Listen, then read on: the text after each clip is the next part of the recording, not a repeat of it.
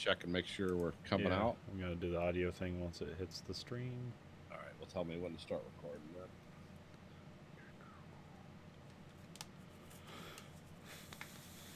Once it hits the stream. All right, Well, tell me when to we're start good. recording. Talk. We're good. Okay.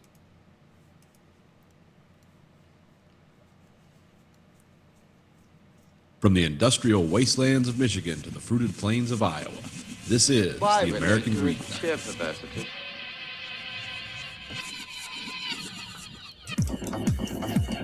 You are the dead. Remain exactly where you are. Make no move until you are ordered. We burn them to ashes and then burn the ashes. That's our official motto. Now we can see you. Clasp your hands behind your heads. Stand out in the middle of the room. Stand back to back. Who can explain the fascination of fire? What draws us to it, whether we're young or old? Here comes a candle to light you to bed. Here comes a chopper to chop off your head. And welcome to the American Greek Factory Podcast. This is Nathan. This is Conlon. Andrew, Gang's all here, ready for some fun. that's what we do. High energy podcasting. I got to be really weird underneath my breath at work today. Okay. I don't know. Somebody was shopping, and some kid just said, "Who am I?" And that reminded me of a Death and Baby song. And like under my breath, I go, "I'm a murderer, baby, cold blood." Because that's the opening lyrics to like Death in Vegas, Aisha. I'm vibrating.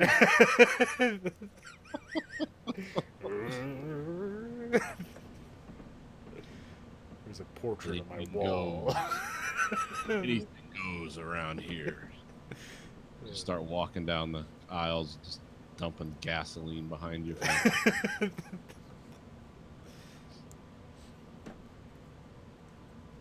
Yeah, that they should play music like that as background music in stores, but just on a real low volume. To see on it.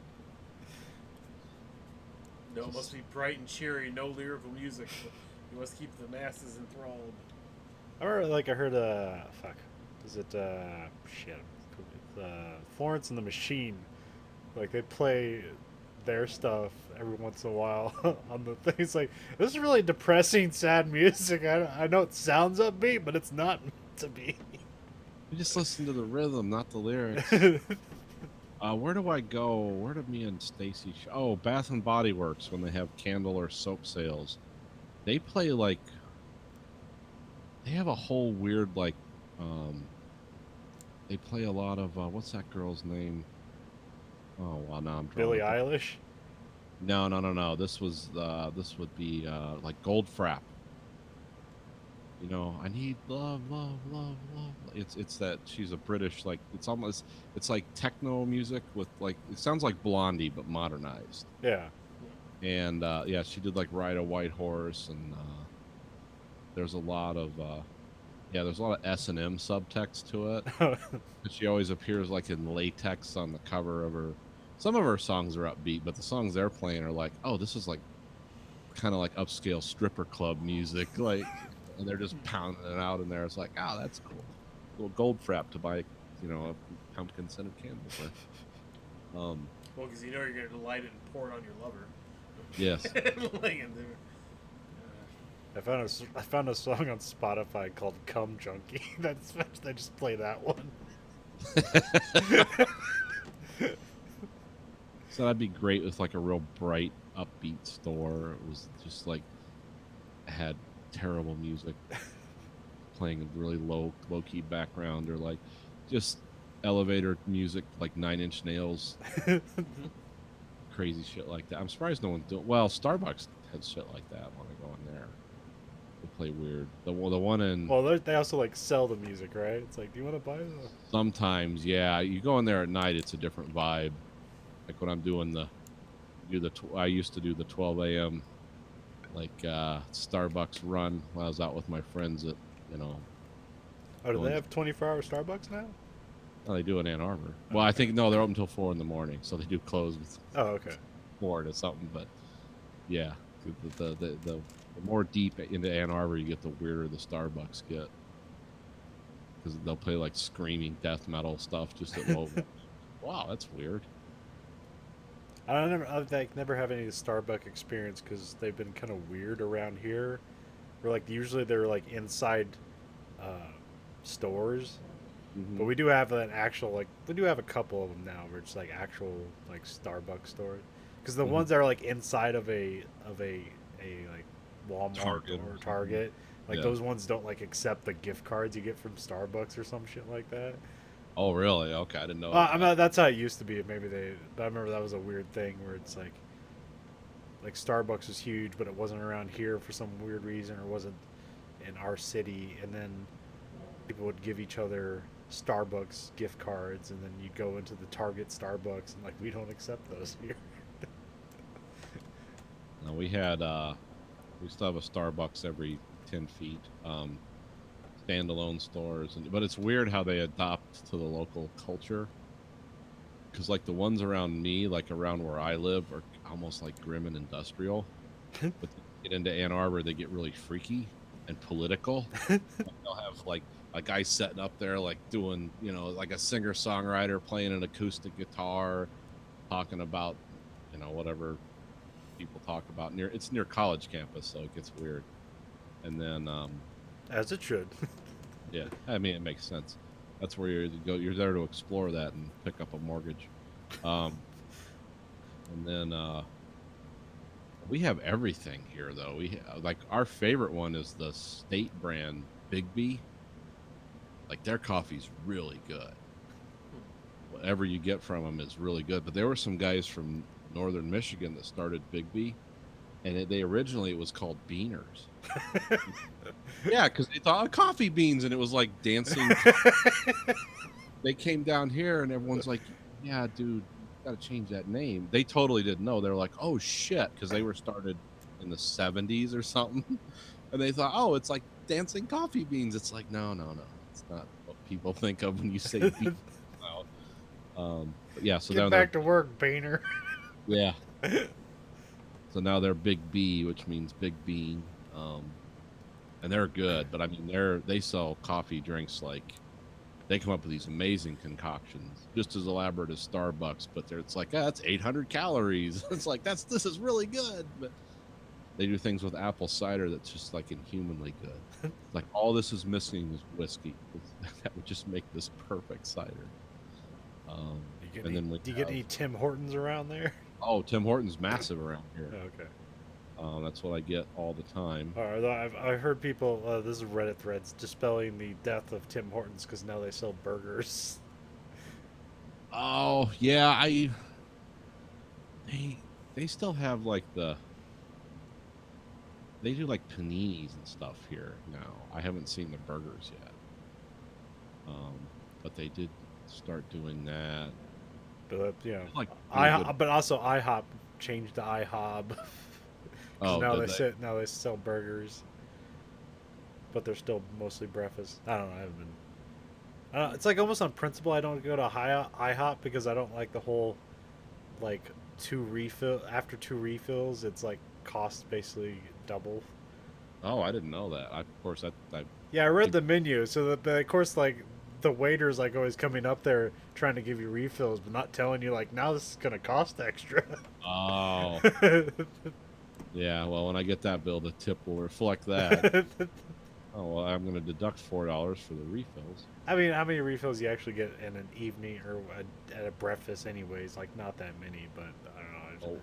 We're the water crew now when we go to a restaurant because we actually looked on the menu what they're charging you for 12 ounces of pop, like almost $3 or $4 now here. So it's like, oh, we'll just have ice water, please. I'll do that. And sometimes you get a look. It's like, hey, you want a $9 craft beer? No, I don't. Just take the water, thanks. So my bill with the three of us isn't like over $100.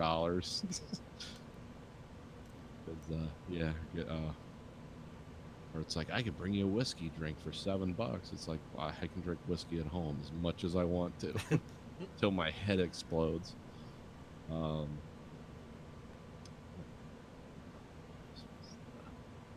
Oh, the Tim Hortons here has awesome breakfast. But I've heard if you get out of Michigan, they don't do that. Like they have Tim Hortons in Ohio now too, Oh. and they have one in Fort Wayne. But here they do like the crazy breakfast. Like it's like we're gonna take a croissant and put 2 pieces of like ham in it. That is actually it's ham, but they call it Canadian bacon. And then we're just gonna put some like some kind of Philadelphia cream cheese in that. Want 2 of those? Yeah, why not? But it's actually a huge buttery croissant. And they have good chili too, but they put mushrooms in it. I don't like that.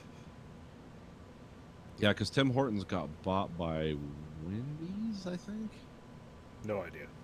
Yeah, someone bought them because everyone was freaked out here too. It's like, well, that goes down the trash.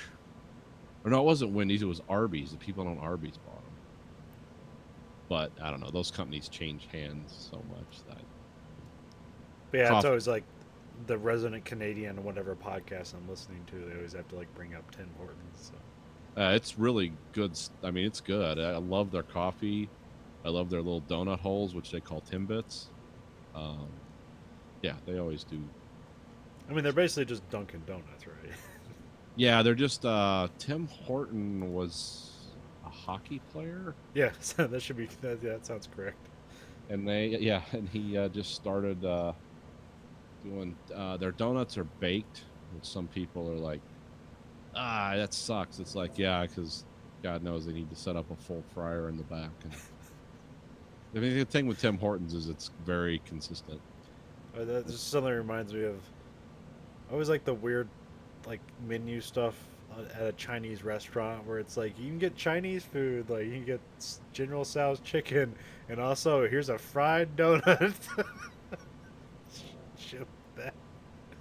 Well, around here, when you go to a Chinese restaurant, they'll ask you, do you want a Chinese menu or an American menu? And it's like, well, I want Chinese food. And it's like, okay, we'll give you an American menu because we have a lot of Asian people that live here now. And so if you ask for a Chinese menu, it's all numbers and in Chinese, and you don't know what it is. It's like you know, unless you're into like, let's try a plate of sparrows or whatever kind of stuff that they would like to eat. It's like, oh no, we'll have, so like General Tao's and all that is what they call the American menu now. Most of the Chinese restaurants around here. And they do it where if you order off the Chinese menu, it's like a big platter, and they give you a bunch of plates, and you eat off of a common plate. I mean, I'm sure it tastes good. I just don't know what it is, and I'm not into food adventures. So. Well, you can always like get Google Translate on your phone and then like scroll over one of them and see if it'll translate into anything. It's like, Yeah, I know what I Hot like. chicken gears. Thanks, Google. Yeah.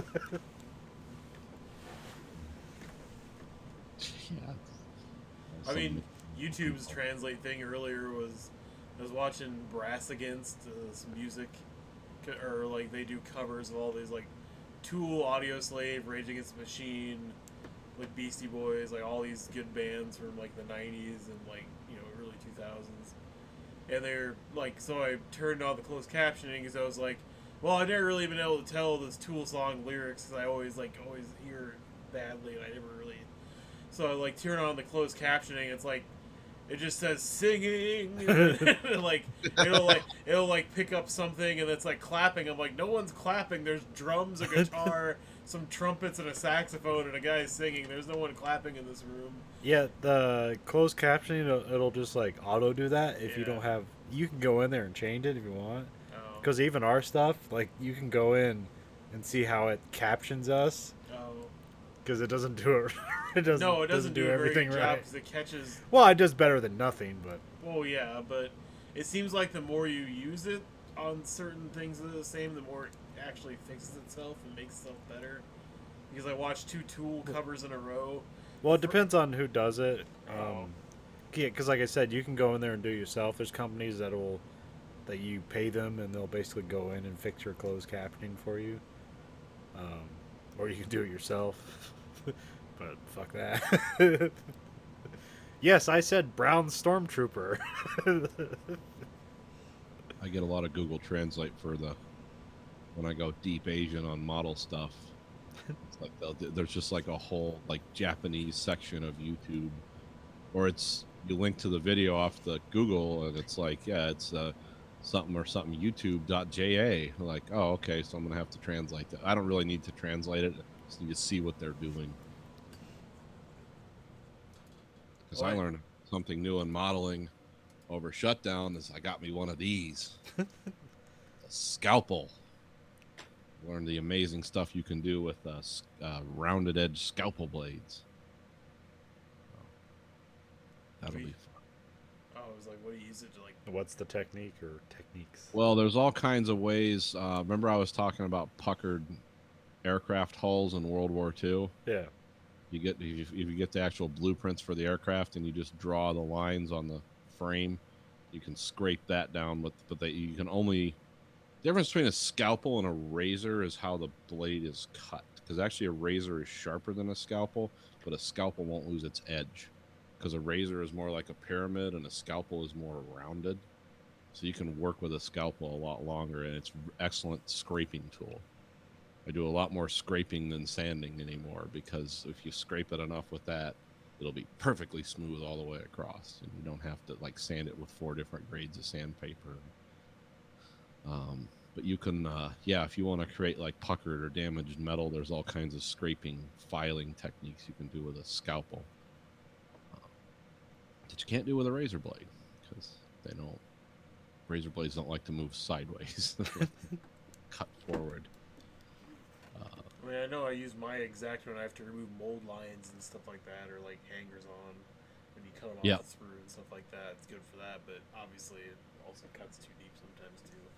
That's why they recommend a scalpel, because there's actually a whole school of thought about how it's different, and it's also a higher grade of material or metal than a X-Acto knife. So where did you get a scalpel at? Amazon. Okay. Well, I didn't know if it was like medical supply store. I'd like one scalpel. One scalpel, please, and no questions. Also, do you have one of those like kidney transplant coolers with ice? I need it post haste. We're having an awesome party, and you're invited. This is Swan Morton, made in England, and these are Swan Morton blades. And I think for the scalpel and 12 blades, it was $7. So. Oh Jesus. Yeah, it's pretty cheap. Yeah, I mean, because even go to Walmart and me get like a number 2 X-Acto and replacement blades, it's like $20 for Yeah. replacement blades and the knife. Well, like I said, scalpels don't replace X-Acto knives in modeling. They just, for certain techniques, they're a lot better. Yeah. But if you're going to do a lot of work, you can work because it's high carbon steel, and it's a bevel cut instead of hollow cut. So it has to do with the kind of edge it has on it. I don't know. I just learned this stuff. I wanted to be able to. I don't make them. I wanted to be able to swap on the fly from building a tank to cutting somebody open.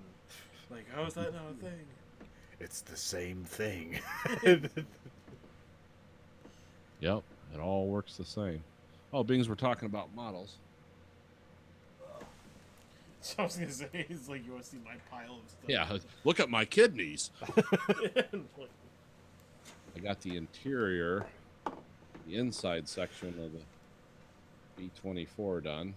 So you can see the bombs down there, and pilot's area, and where the bombardier would sit in the front.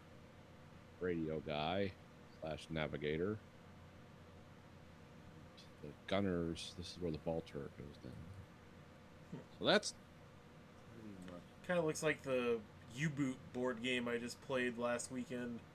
oh they yeah. have like an open diorama thing with like little like things you can buy separate, like engines and torpedo bays and stuff like that, where you just like use an app on your tablet for like the first officer and stuff like that, and he does all the like orders and stuff like that, but you also fire with him like the AA gun and everything else on the sub and torpedoes, and just watch as what you fired at what resolution hits, or misses targets, and it's pretty interesting. That sounds kind of cool. So it's operating a World War II submarine. Well, because you need 4 players. One person's the navigator, crew, and cook, and then the third person is the first lieutenant or the first officer that orders everybody around and kind of like makes headings and stuff like that. The second person's the commander that gives orders and stuff like that, and like executes people and shit. and then the first person's the engineering crew. And so you just like keep basically like you have so many actions to use, and if you use all your actions, your morale starts going down to the point you might have to start executing people, and you like passing out cigarettes and shit to get morale to go back up. And it's all about surviving attacks against you and downing as much convoy and ships as you can before your mission's over. So it's really cool. I mean, it's token heavy and app heavy and stuff like that, but it is a pretty cool game. And here's some of the turrets. This is the famed Sperry ball turret that hangs out the bottom. I hope you guys can see that. I can see it. But turn the light off, you can probably see it without it. Yeah. So that's the one that hangs out the bottom, and then this is the one off the back. It's got some racing stripes on it, so I'm gonna have to put a metal frame in there, or simulate a metal frame, because the mold line was right down the middle of the damn thing. That's supposed to be clear, by the way, but it's not gonna be in this one. And then this is the front gun. Up the front, and then this is the canopy where the pilots ride.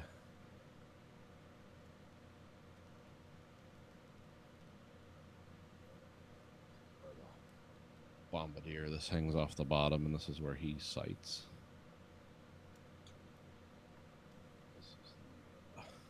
Can't remember, were those things pressurized or not? These were not. Okay. No, that's why you'll see on the ends. This is the outer skin inside. It's only half done with all the components that go in it. But these are oxygen bottles, the yellow things, and the red things are fire extinguishers. Yeah. That's the inside of that, and that's about all I've done. It's been like yesterday. It was 118 degrees, so I didn't do a lot of outdoor activities. That's why you see this big blanket behind me and stuff. It's like I block off this room from all light.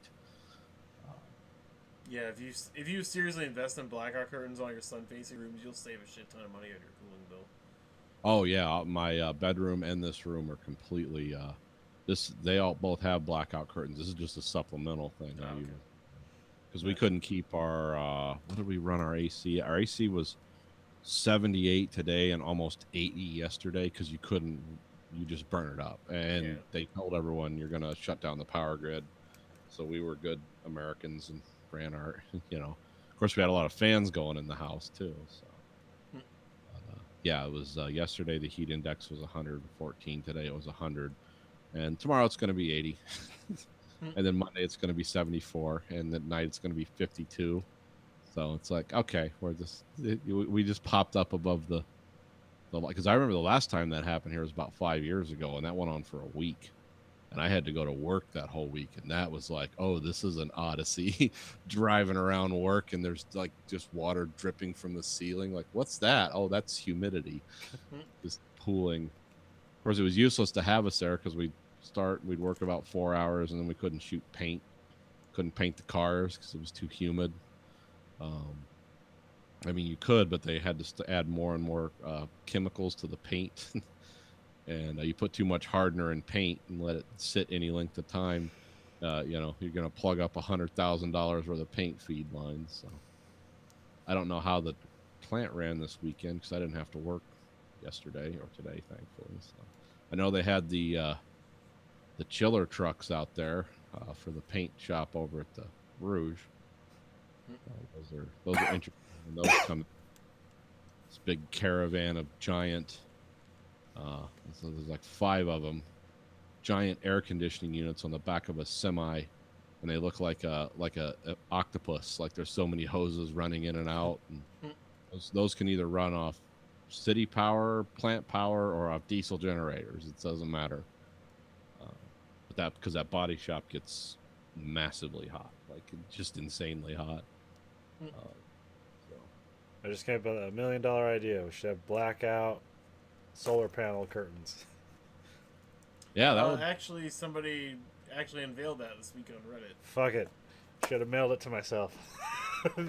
No, it was so the like blinds, like the vinyl blinds like that on the window. Yeah. Except each slat's a solar panel. Yeah. So it's like kind of blacks out the room / collects energy at the same time.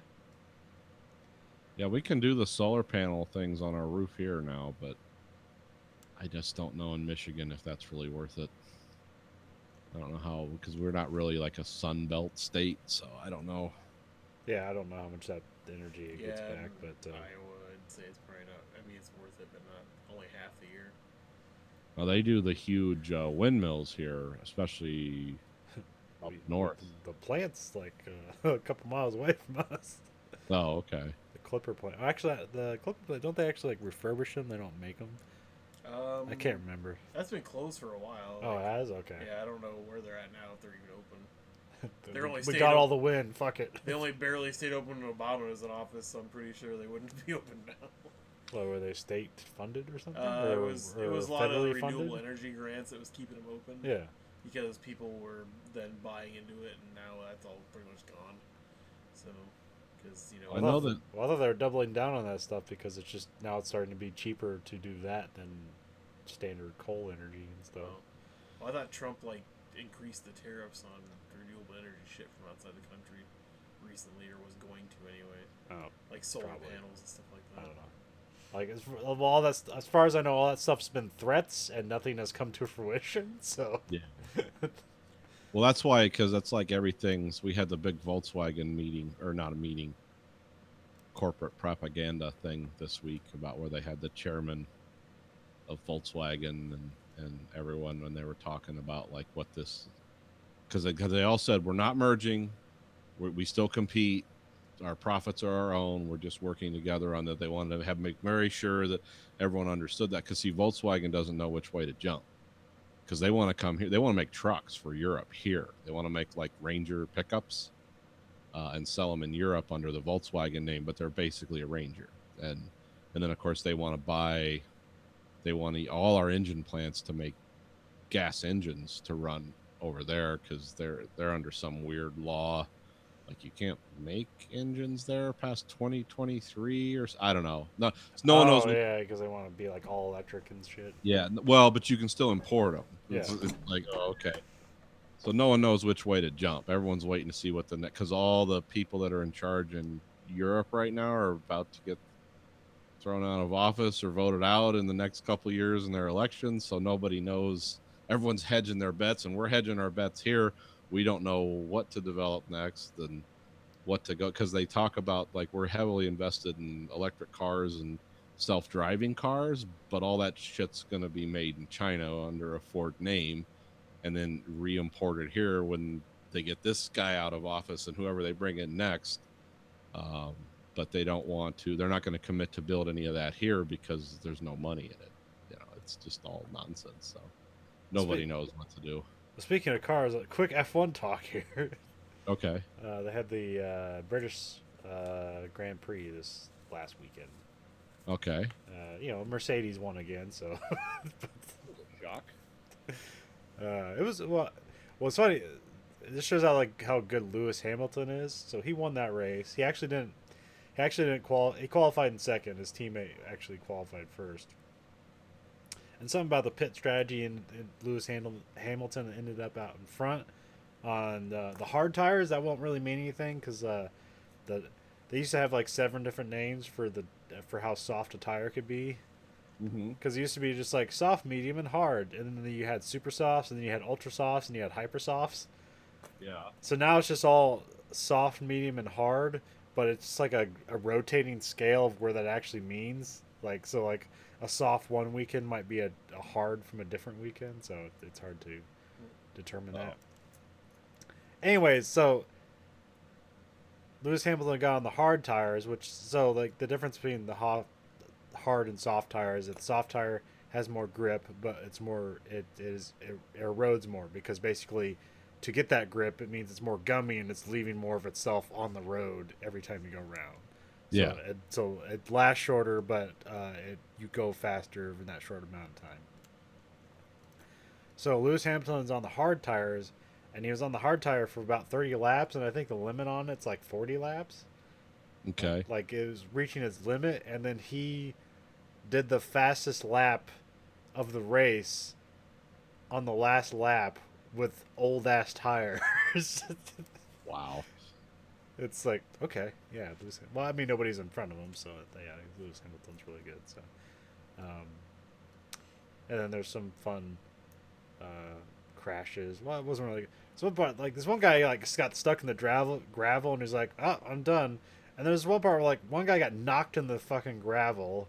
Like the guy behind him nudged into the back of him. He went off like that. When you see it live, it seemed like he flew 10 feet in the air, but maybe it went like a foot, maybe Yeah. half a foot in the air. But those cars are so fucking huge, like long, not necessarily tall or anything. They're just like 15 feet long.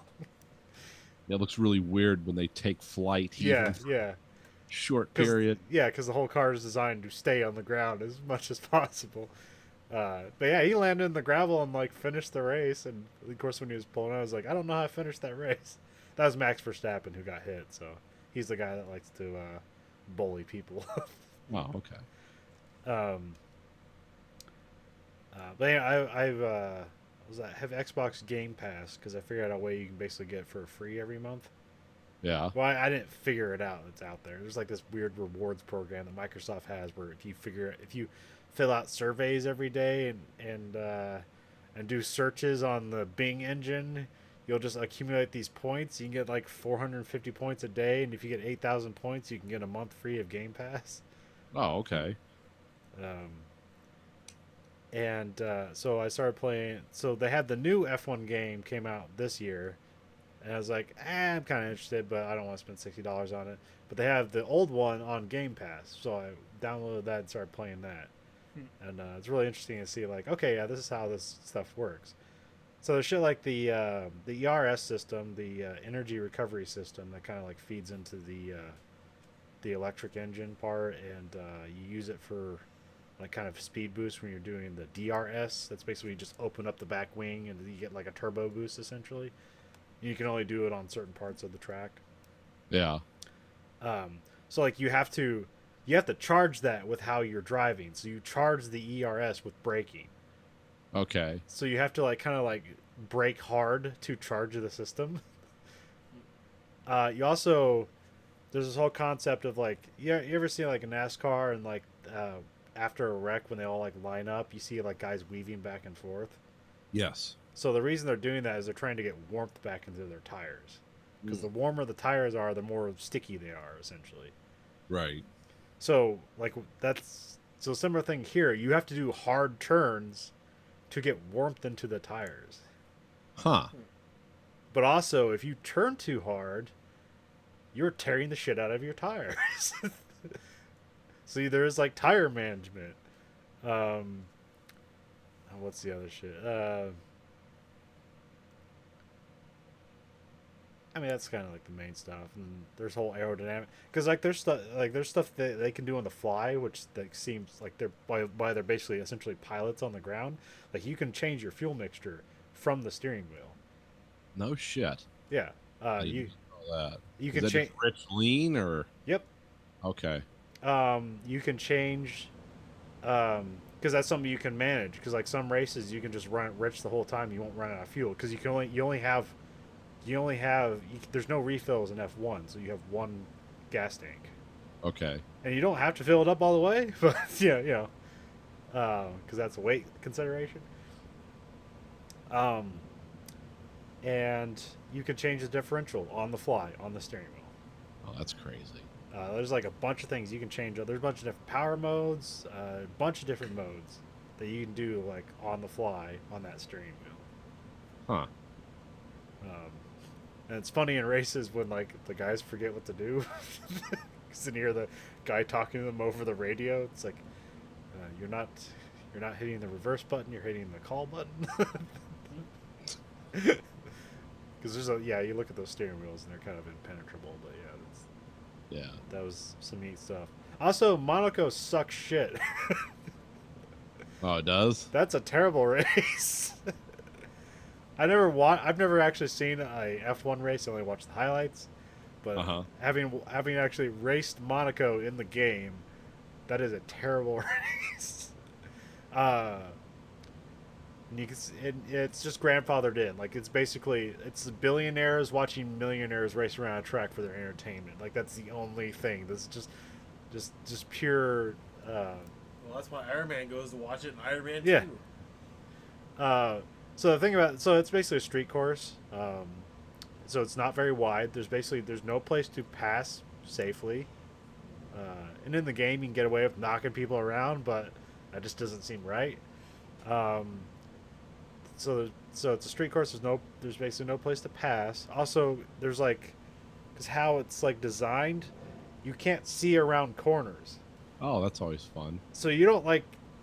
So if you're familiar with it, you know how to take each corner and stuff like that. But if you're not familiar with it, you can't see like the next corner or anything like that. Oh, and most races they're just like this big open field, so you can kind of like see what's coming next. Not in Monaco. The whole thing's just fucking blind. Yeah, so you better hope there's not a wreck or a spin out around that corner. Well, yeah, it's the slowest race, and I think it's the slowest race and shortest track in season, and they only allow it because it's basically grandfathered in. Because like essentially that has the most potential for a death trap of any race out there. Yeah. Because there's parts where like you're just like next to like the coast, and like if something weird happens, you could just like see a driver getting launched off into the fucking water. There's a tunnel.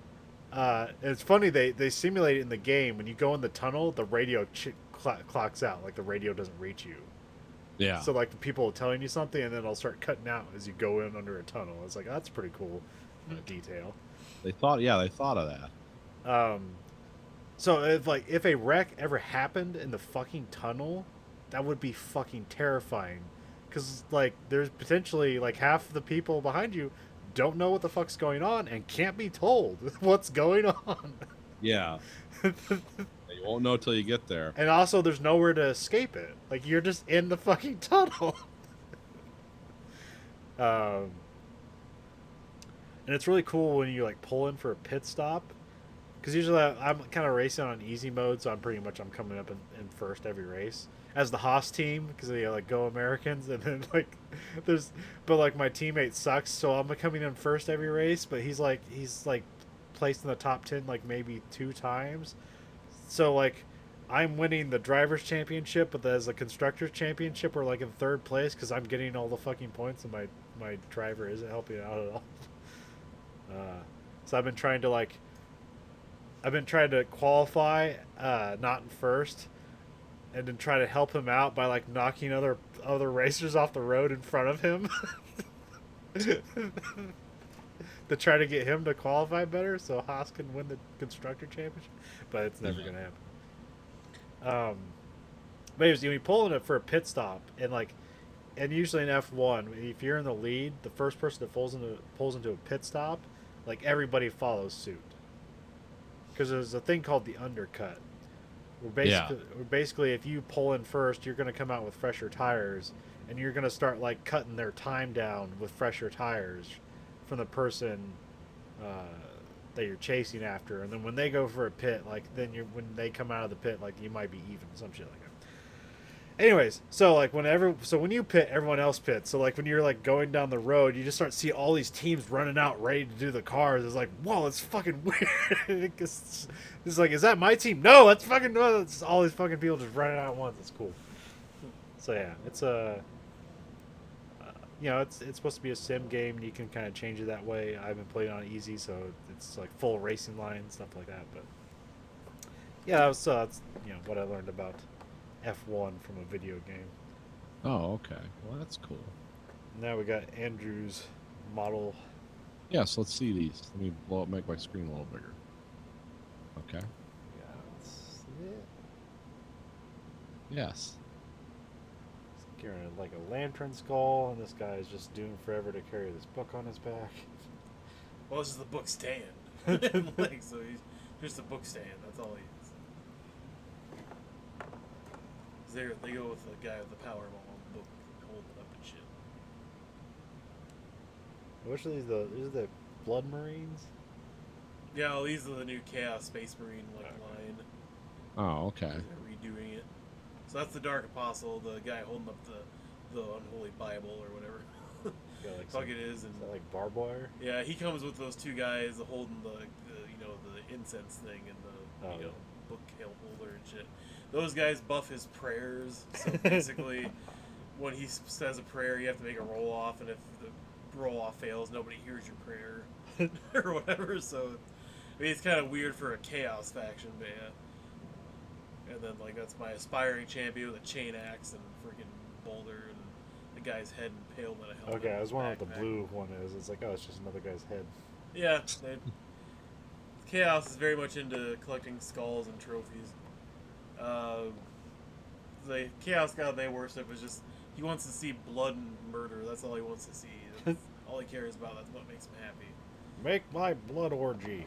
So they're called Brazen Beasts, or at least that's like the chapter for them. So they like demon engines and just like killing a bunch of shit. That thing looks weird on the left there. Dog thing. Yeah, it's a Kind corn. of reminds me of the dogs from Ghostbusters. Dog from Go. Those dogs are really fucking expensive now. It used to be like $30 and went up to $50 last week for fucking 5 dogs. This guy with a machine gun. I love those oversized guns. It's like, hang on, boys. Oh, you should see there's a new kit that came out with the Havocs. Heavy weapons teams. There's this minigun. They get miniguns or whatever to fucking like rape people with. Those are converted from the fantasy line because I didn't like the Berserkers are still the old line for Chaos Space Marines. They look like midgets. Those guys actually look like they could fucking kill somebody pretty easily. Oh, okay. So they got some of their axes chopped off and new ones put on, and pistols and grenades put on them and shit. Just to I have to name them all though. That's the downside. I have to think of cool names. I just Yeah, I like the swords. just find a yeah. name generator. Yeah. The Omega symbol.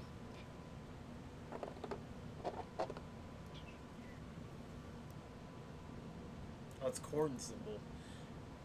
But I mean, the helmets are cool because that's what, like these guys, they're just like basically got like chainmail on and like fucking plate armor and shit, and they look the part already. They don't have like the power pack on the back of like a normal Space Marine would, but they fill out the frame really nicely and they're very beefy and like fuck you and just, Yeah. So I like the detail on those. Yeah. The integrated armor detail. yeah, that's why I mean. Gold and red. All their newer line shit like has so much detail on it for like everything they do. That guy Yeah. actually has a mouth in his middle of his section. The guy with the giant bone axe. Oh, is that He what has that a, is? He has like Okay, a mouth that's and a weird. tongue and a set of jaws coming out of his belly. Which some people don't like because I guess it represents another chaos god for some fucking reason. But then the last guy, or the guy holding up the actual pistol, like I want to call him Joker just because he has like the skull helmet and shit, but at the same time, yeah. And the guy with the giant meaty glove, that guy has the power fist, so he just basically has a giant servo arm to crush your fucking skull or rip your spine out of your body type shit.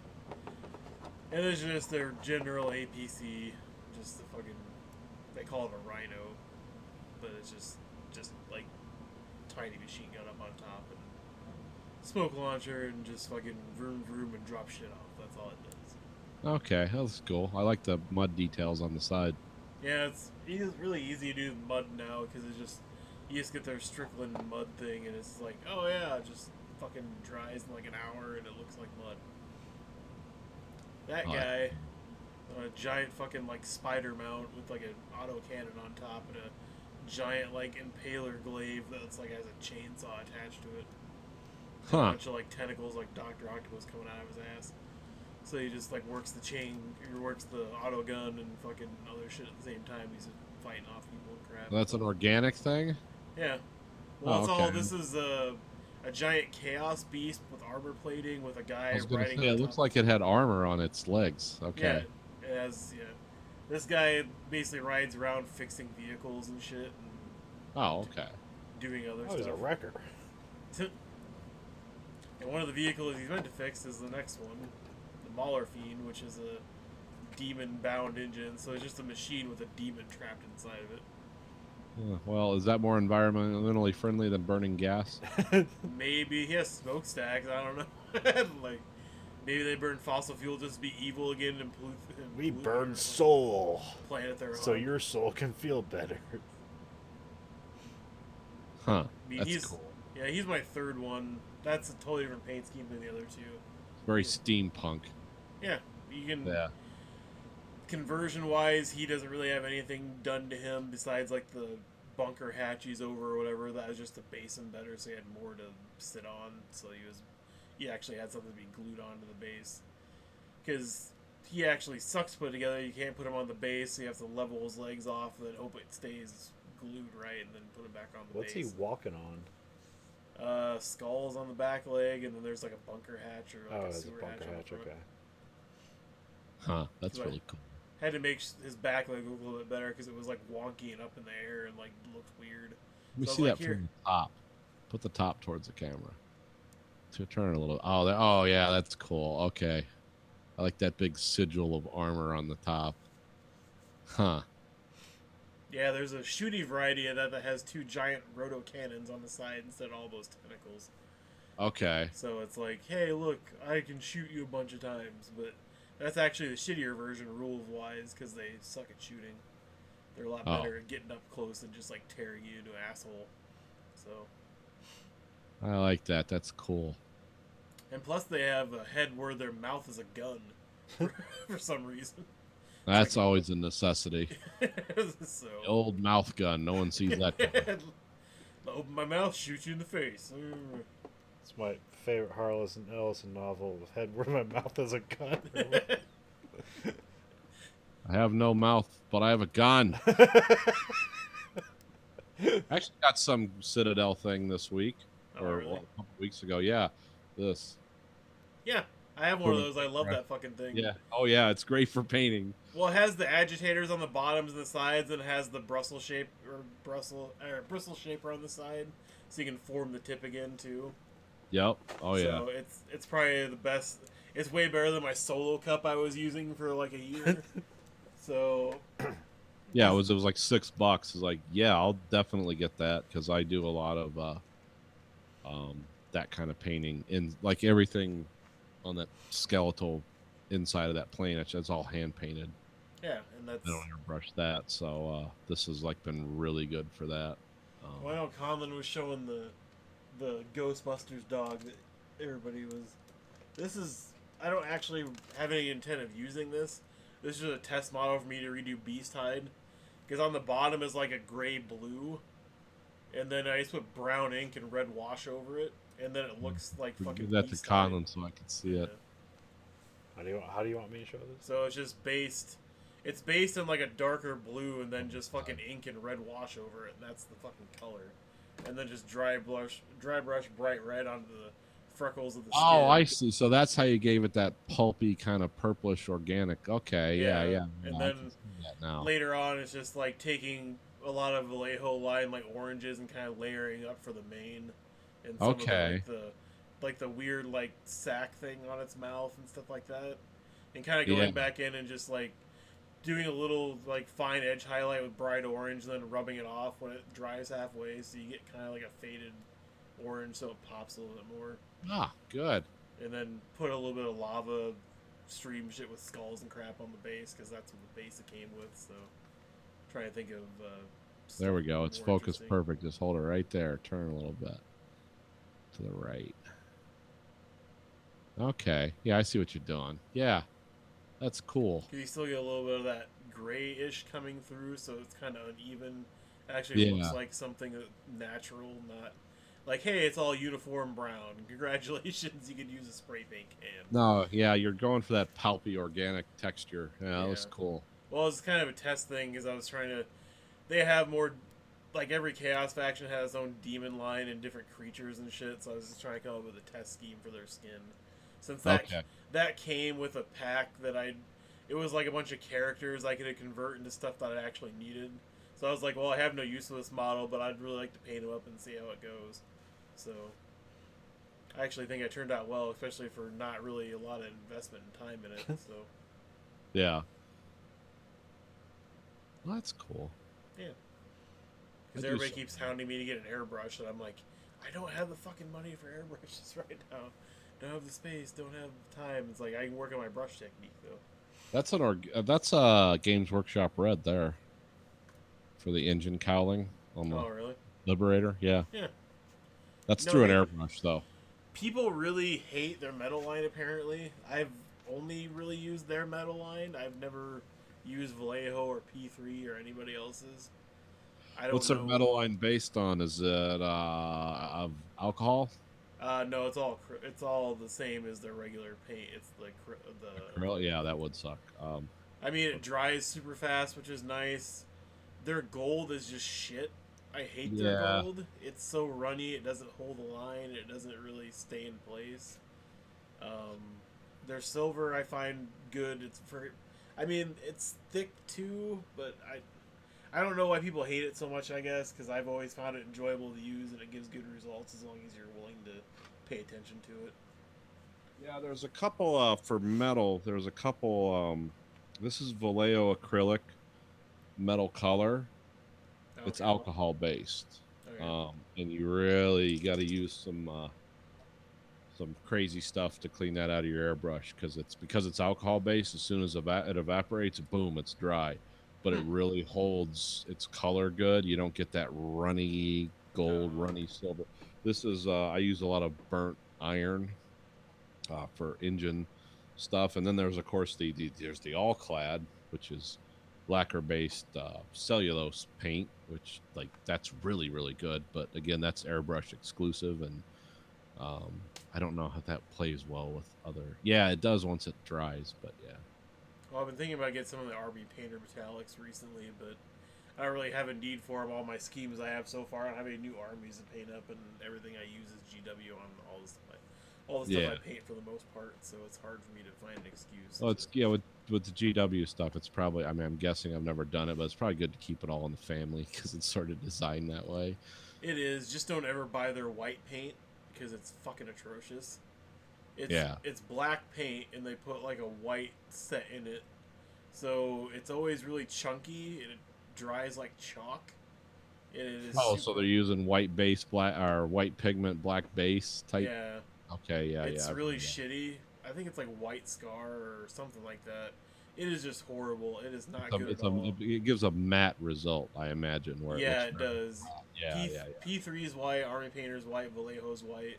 All of those are far superior. They flow much better. They don't dry like chalk, and they're not black based to begin with. Because if you actually like the GW's paint pots dry out so much, like I've had ones where like, oh, I've owned this for a month and it's already starting to dry out and congeal. And then there's like Can you rehabilitate that, or you just gotta buy it new after that point? The Japanese have some products that they swear to God, because I know Mr. Hobby does stuff for lacquer, and I think Tamiya does stuff for acrylic that can reactivate it. But the problem with reactivated paint is you're dealing with something like when you start, especially airbrushing with it, you're on a clock. That shit's gonna turn back into bubble gum. Like you got a certain time frame where you're gonna do it, and then it's gonna go back to bubble gum.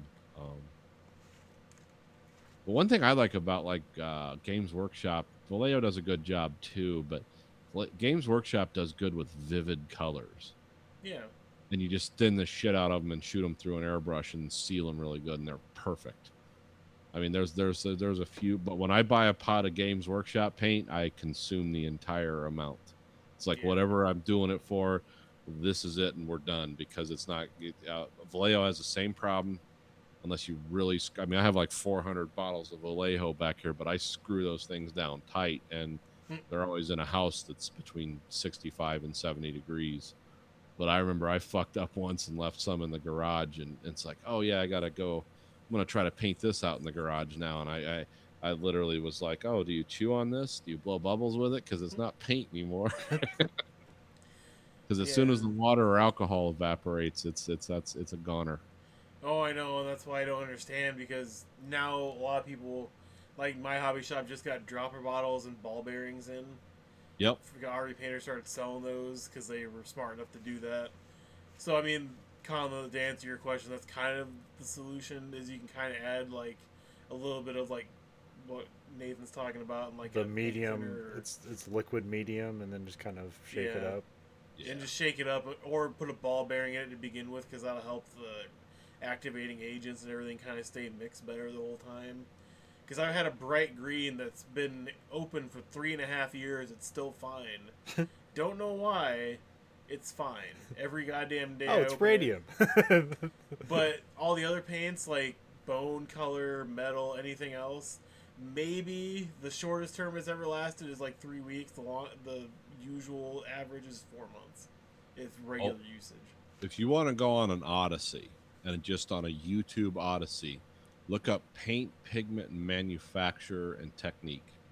Look where pigments come from, the coloration pigments, how they're made, because a lot of it's made out of like quartz and earth metals, and you'd be amazed where pigment comes from, and how expensive it is to make, and just, it's like, oh, we're just making paint, but we're going to Tunisia to dig up some rocks because this will give us the only color of onyx black. Now, it's mainly for people that use oil paints and like fine art, but it applies to everything, even the stuff we're doing.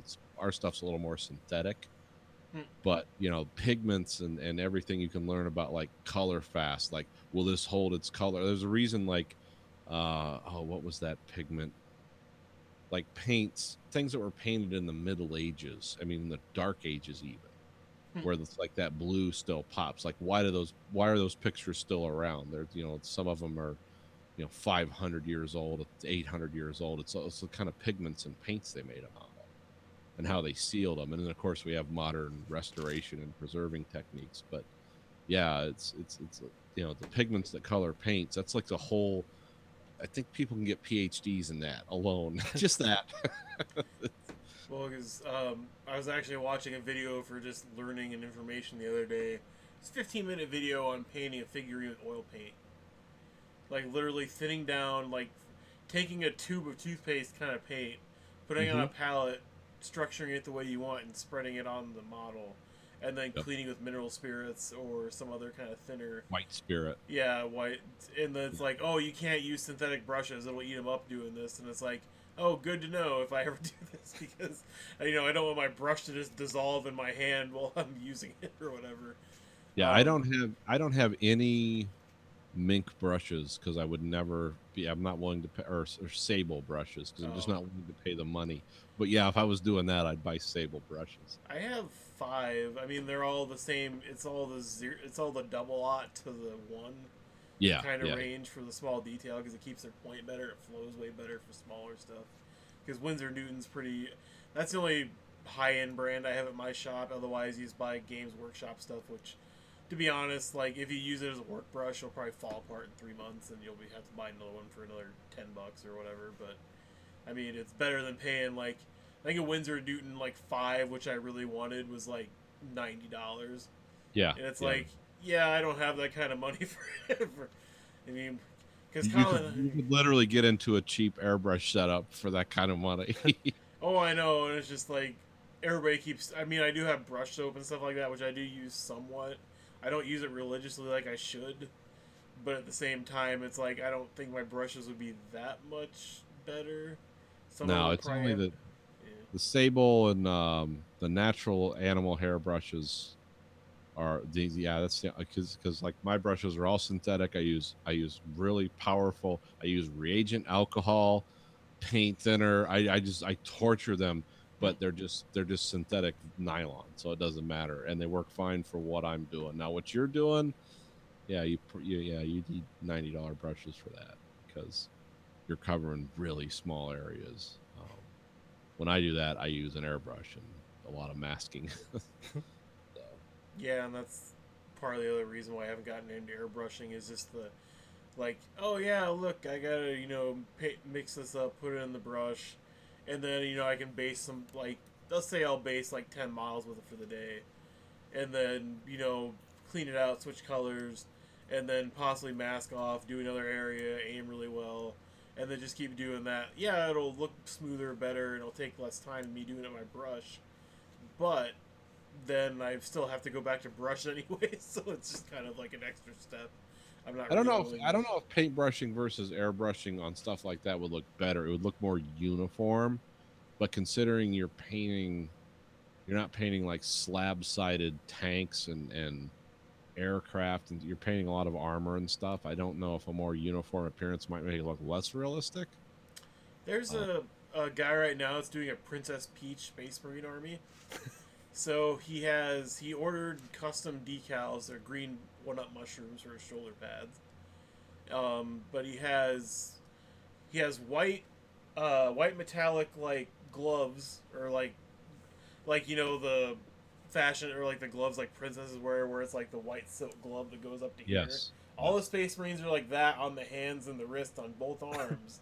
And then he's got like pristine like pink, like 3 different color gradient pink, because he upshot it. He went down from the bottom up with pink on all of it, and then the scopes on the rifles are yellow, and the rifles are gray, or like a uniform kind of like battleship gray, and then the helmets are white, just pure white. But I've never been able to get that kind of smoothness out of white, because you're doing it brush wise. Either you're gonna have to do like 9 layers to get that all super smooth and very clear and translucent, or once with an airbrush. And that's the only reason I really want an airbrush, so I can actually do white, because otherwise white always looks like shit. Yeah, white. Yeah, white to paint with a brush. It's just a lot of waiting and drying and 20,000 grit sandpaper, and yeah. If you want to see your brush strokes every layer, yes, paint white. Yeah. Like, I mean, supposedly the secret is going like slightly off-white, like a very neutral gray or bone-ish color, because that does actually hide stuff way better. It's just that soft transition that makes it better. But Yeah. yeah, it's surprising how that changes things. And that's how I usually cheat, because it's like, well, technically, you're battling stuff in a never-ending war. Are you really gonna have pristine white shit on something? Like, no, that's actually not gonna happen. So, I mean, but his Princess Peach Marine, I told him like he should. There's these couple like scout units that like have like different helmets. I told him he should get some like toad heads, like mushroom heads, and stick them on the. He liked that idea, but he's like, that seems kind of impractical. I'm like, well, you're not committing to the Mario themed army type of thing you got going on. So, yeah. Well, your Marines have princess gloves. Like, no, we have to stay true to the.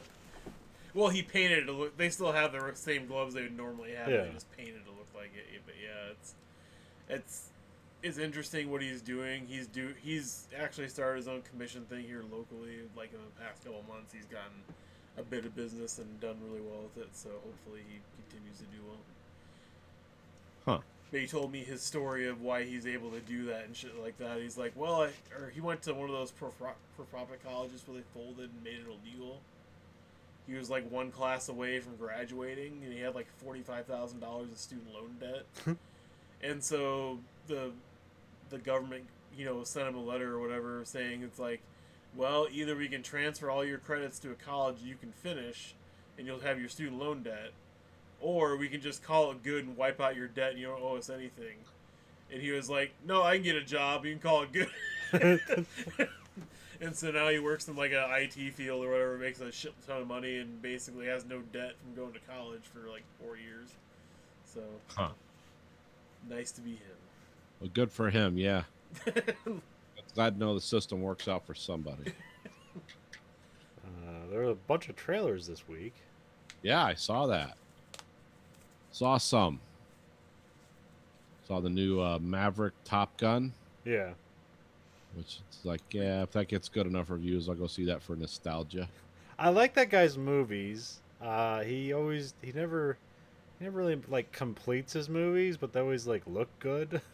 Yeah. I mean, I liked all of Tron Legacy, and then Oblivion was like good up till like the end or whatever. Yeah. Oblivion was 90% of a good movie. Is he really gonna have that much of a creative stamp on Top Gun 2? I mean, the look of it, probably.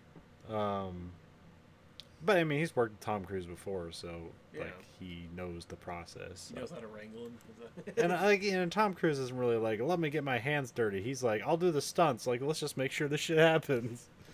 Which I wonder if Tom Cruise like actually like flew any of this aircraft in this movie, or if it's all just because like I think because it looked like I think he was flying a Hornet in the beginning there, and that's just a single engine plane. But like they would probably have trainers with like two seaters or some shit like that. But I know when he did Top Gun, they took him up in F-14s, and yeah, those always have two. and he said, yeah, that absolutely scared the shit out of me. Well, I mean, he was flying the helicopter in that fucking last Mission Yeah. Impossible movie. So You know, the first Top Gun was 35 years ago. Yeah. Now? Yeah. So he's an older guy. yeah, like the whole thing is like, why are you still captain? Which is you guys probably don't know, but the rank of captain in the Navy's different than every other branch. Okay. So with enlisted ranks you have like E1 to E like 8 or 9, yeah, and then you have O, and that's officer ranks, and that's O1 to like 8. I forget it. I used to know all this shit. Anyways, in every other branch, a captain is an O3, Okay. so that's the third rank up, and then in the Navy it's an O5. So it's like a colonel in every other branch is what it is in the Navy. Oh, I didn't understand that. Okay. Because there's literally a captain of the ship, and they are a captain. Oh, yeah. That's Whereas every other armed force is just well, I don't know. The Air Force gets weird. Like they have cool weird names for shit, like Chief Technical Sergeant. Well, the Air Force is gonna draw them in somehow. If they don't get anything else. I don't think they have a problem getting in the Air Force. It's like, well, you're guaranteed to not fight. You might crash. Yeah. That's a large possibility. they might Guaranteed. die. I've never met an angry person from the Air Force. Even when like everybody else was shitting on them and about to beat the shit out of them, they still seemed happy with their lives. Like, not Marines, not Army. Navy too. Navy just seems so happy to be there. It's like, fuck you. Doesn't the Navy have the best food? Probably. Because they have to. I don't know. Well, I know according- there's a lot of guys from the Navy at work, and they tell weird Navy stories about things that, I mean, these are the interesting guys I talk to. It's like a lot of the guys want to talk about, like, oh, we went to this whorehouse. It's like, okay, I'm not interested in the story. But like weird shit that happens at sea, like those stories fascinate me, and not in supernatural stuff, just stuff you don't think about, like what it sounds like when like cargo ships are around, and when you realize how many of them are out there. Because I was asking the one guy who worked in a combat center on it wasn't a aircraft carrier, but it was like a destroyer or something. It's like, how do you know where things are? It's like, well, sometimes it's a surprise. Sometimes we see things and it's like there's like a shipping register or something that goes around the world whenever like they're bringing stuff from China to America or vice versa. Those giant freighters are supposed to be like, yeah, this guy's coming out and he's doing this and that and the other, and then sometimes they don't get that message and you're just out at sea and all of a sudden it's like, oh, a building's moving past us very close and they don't seem to know we're here. And yeah, or just the wild shit like how you ground a ship in the ocean, and how you because you have to have a complete circuit and stuff. Like I knew guys that's like, oh yeah, that's crazy. You don't want to fuck that up because in the whole ship, everyone can get electrocuted. Like, I guess I never thought of that at all. Like, that's a thing. I remember the weird stuff. I heard there was a wrestler. He was in the Navy, and he talks about like when you cross the equator, and like if you've never done it before, it's basically like a Halloween night of terror that happens if they know you've never crossed the equator before. Oh yeah, they have some kind of initiation. Yeah. Yeah, I've heard of that. They do that on submarines. I always like the real minutia of like, how do you get fed? What do you do when you're not working but you're still in this thing that's moving around at sea. You're like never. You don't go home. It's like you're just still out there, and yeah, the weird games people play, and those are always fun stories to hear from those guys. Anyways, Top Gun. Yeah. I assume they're just going to do the stealth story, which is basically the Macross Plus story, which is better because stealth sucked. But Macross Plus is cool, where it's basically, we're developing a drone fighter, and like you're the last of the human pilots. Right. I mean, they only hint at it in the trailer where they're saying like he's obsolete, and there's parts where he has like essentially like a pressure suit on, like they're doing shit in space. So yeah, I don't. But it's a teaser trailer. Maybe we're finally having that war with Mars. The Expanse is becoming reality. No, my wife seemed to think it's just like, yep, it's exactly the same movie as number 1, just with number 2 tag on it. And everybody's older. Yeah. Because you mentioned Goose's son being in it, which I didn't even think about because I forgot that she actually had a kid or whatever. He had a kid. Yeah. When in the first movie, because Like been a while. I don't know, but like Top Gun was a cool movie because it was cool, not because it was good. Yeah. No, I know. But that's the reason why you don't remake a movie. It was cool in its own time. It's held up okay. I wouldn't say it's held up so well that it's considered a classic today. I also don't know like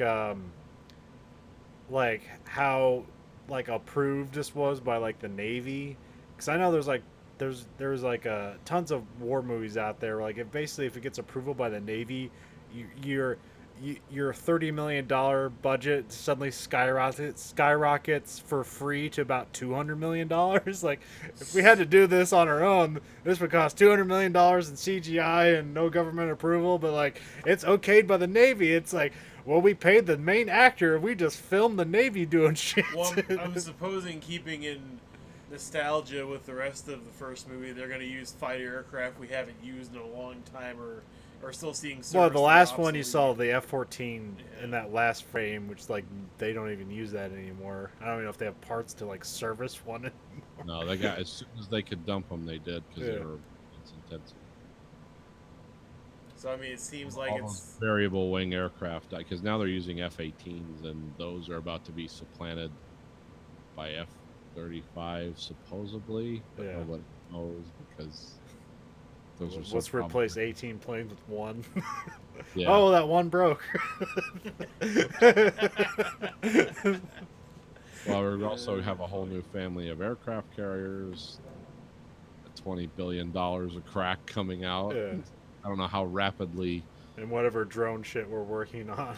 well, I mean, we also got the new destroyer with the railgun. So how many fucking ships are we working on Well, right that's now? been that's a test bed that's not gonna. They're not gonna follow up with anymore. Well, I mean, like it takes years to build a ship, so like some of this stuff is just like, well, it's already approved. Well, I guess I just hadn't heard of the new aircraft carrier. And sometimes, like, so sometimes, like the way the budgets work, like, you have to spend the same amount of money as you did last year. yeah, in order to get more revenue. So there's the same thing like with Navy production of boats and stuff like that, where it's hard to get approval for like a new boat or some extension. So they just keep building the same boat, basically just to keep the budget up and shit like that.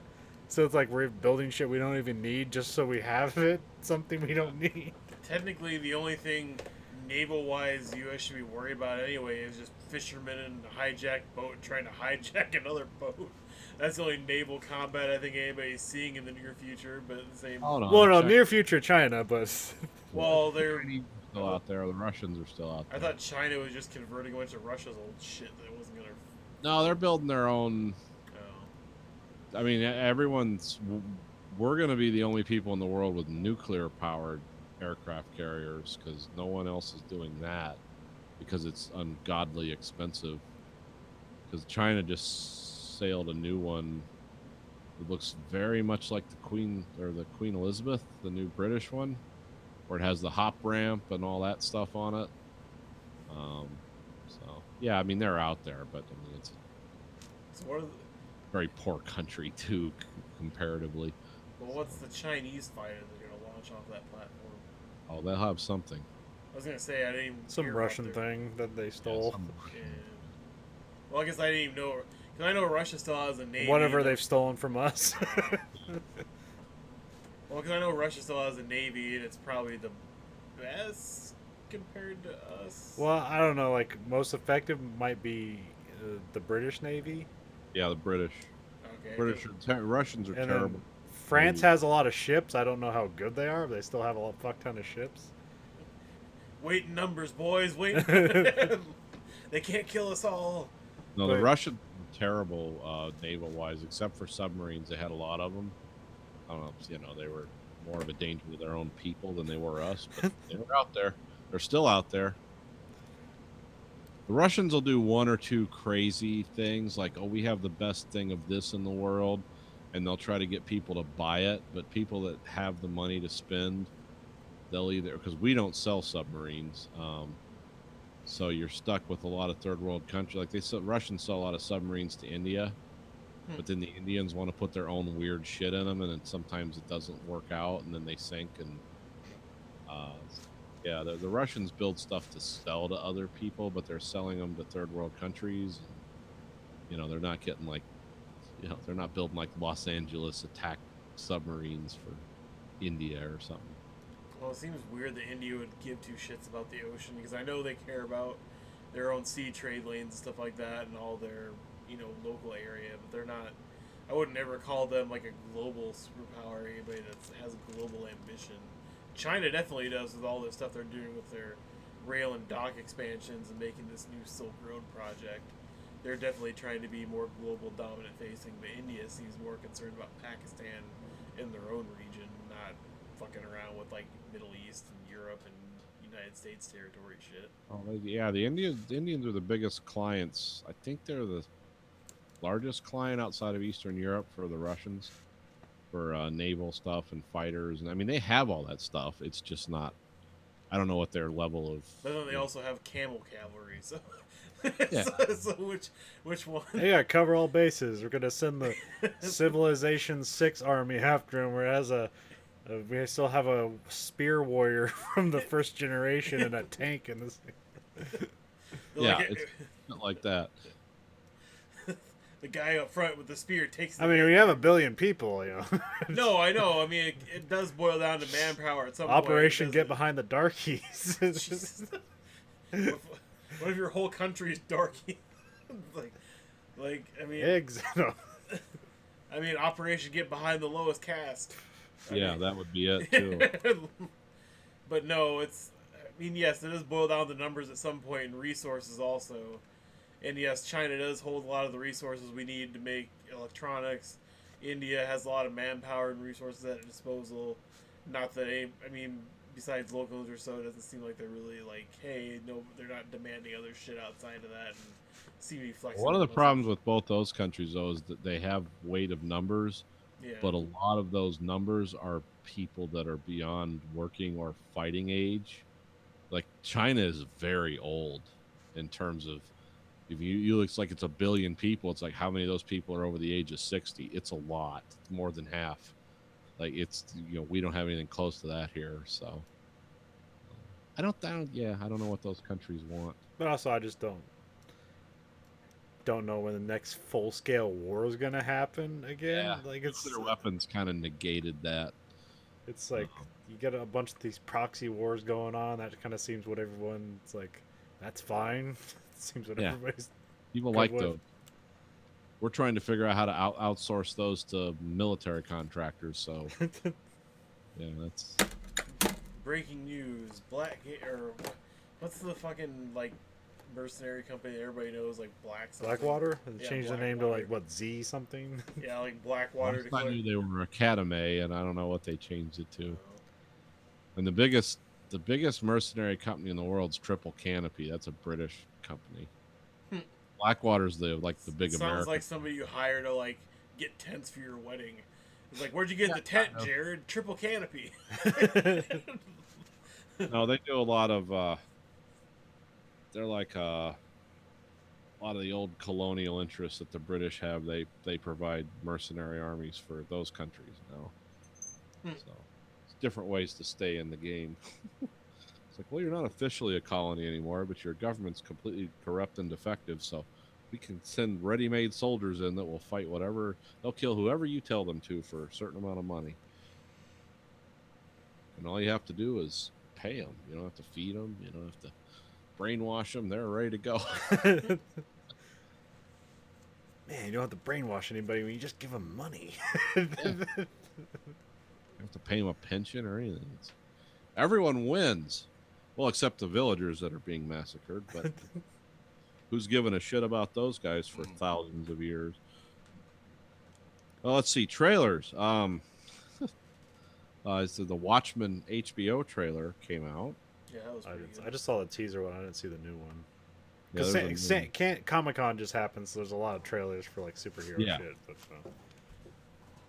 Then Westworld season 3 had a more complete trailer. I didn't watch that one yet. Yeah, it's I'm interested in that one because it's like, because at least they're just like getting away from it. It's like a change of scenery might be nice for it before they go back to its bullshit. But we'll see. yeah, it looked pretty good. I mean, it's exploring the world outside of Westworld, but then you still have Maeve, and it's like now they're in World War II and their computer simulation, and I don't know how that interacts with the real world. I mean, it's Westworld. You can guess, but you'll never figure it out because it's always going to be either more than you thought it was or very disappointing. It's the two ends of the spectrum, nothing in the middle. And what else did I see that interested me? Well, there's the new, or there was kind of like a behind the scenes thing before pretty much the same Terminator trailer for the new movie. Yeah, it you had- got to see more scenes in that. But Yeah, I mean, no TJ context. It's just everyone's like, it's bigger and badder. Well, because the one tidbit, like the little audio snippet I took away from it, where T.J. Miller was like, or no, it was not T.J. Miller, it was James Cameron, where he's like, well, the action is just non-stop, like it doesn't slow down at all or whatever, and it's like, well, one, I find that to be not believable at all, because you say that about every fucking thing you've touched. Like, oh, it's just so awesome, I could never think of a better project, that it sucks, or it's, not what he promised. But at the same time, it's like, well... Oh, did you like Alita Battle Angel? Because he touched that. No, it was okay. Second thing from that was that I was like, well, if you're talking about an action movie where there's an unstoppable killing machine coming after you, technically the action should be nonstop. So, Can't stop or we'll die. so, maybe I don't know what I doubt else T.J. Miller's directed besides Deadpool. So It's I don't know. It's something Miller. I don't think his name's T.J. Miller, is it? I thought Yeah, it that's was, the comedian guy. Oh no, I thought it was T.J. Miller first. I don't know. I can look it up. Yeah. What He- else? Hard in those movies, but I mean, otherwise, there's Super Size Me 2 for a trailer. It'll be interesting to see somebody try and run a fast food restaurant that's completely honest with its customers and health. The new Jay and Silent Bob movie looked horrible. Tim Miller. Oh, Tim Miller, sorry. I mean, you got T right and a Miller. So. Yeah, I don't know why I can't with TJ, so that's my bad. But yeah, he produced the Love, Death, and Robots. Oh. It's- Oh, yeah, and Taika Waititi, Oh, I guess yeah. Deadpool's pretty much his only movie. okay. He's done now. So have you ever heard of Blur? It's a company that makes like CG trailers for video games. No. Basically, every famous video game trailer you've ever seen at E3, his company made it, and he probably directed it. Oh. Like Halo 3 shit, all the cool trailers you see E3, like that dude made that. I didn't know he was associated with that. That company made a ton of money because like it's like, quick, we need a trailer for our video game. It's like, what's your video game look like? Fuck it. tell us, make the trailer. All right, we'll just make something cool, whatever. Because they would make really expensive looking CGI in a short amount of time and really cool. But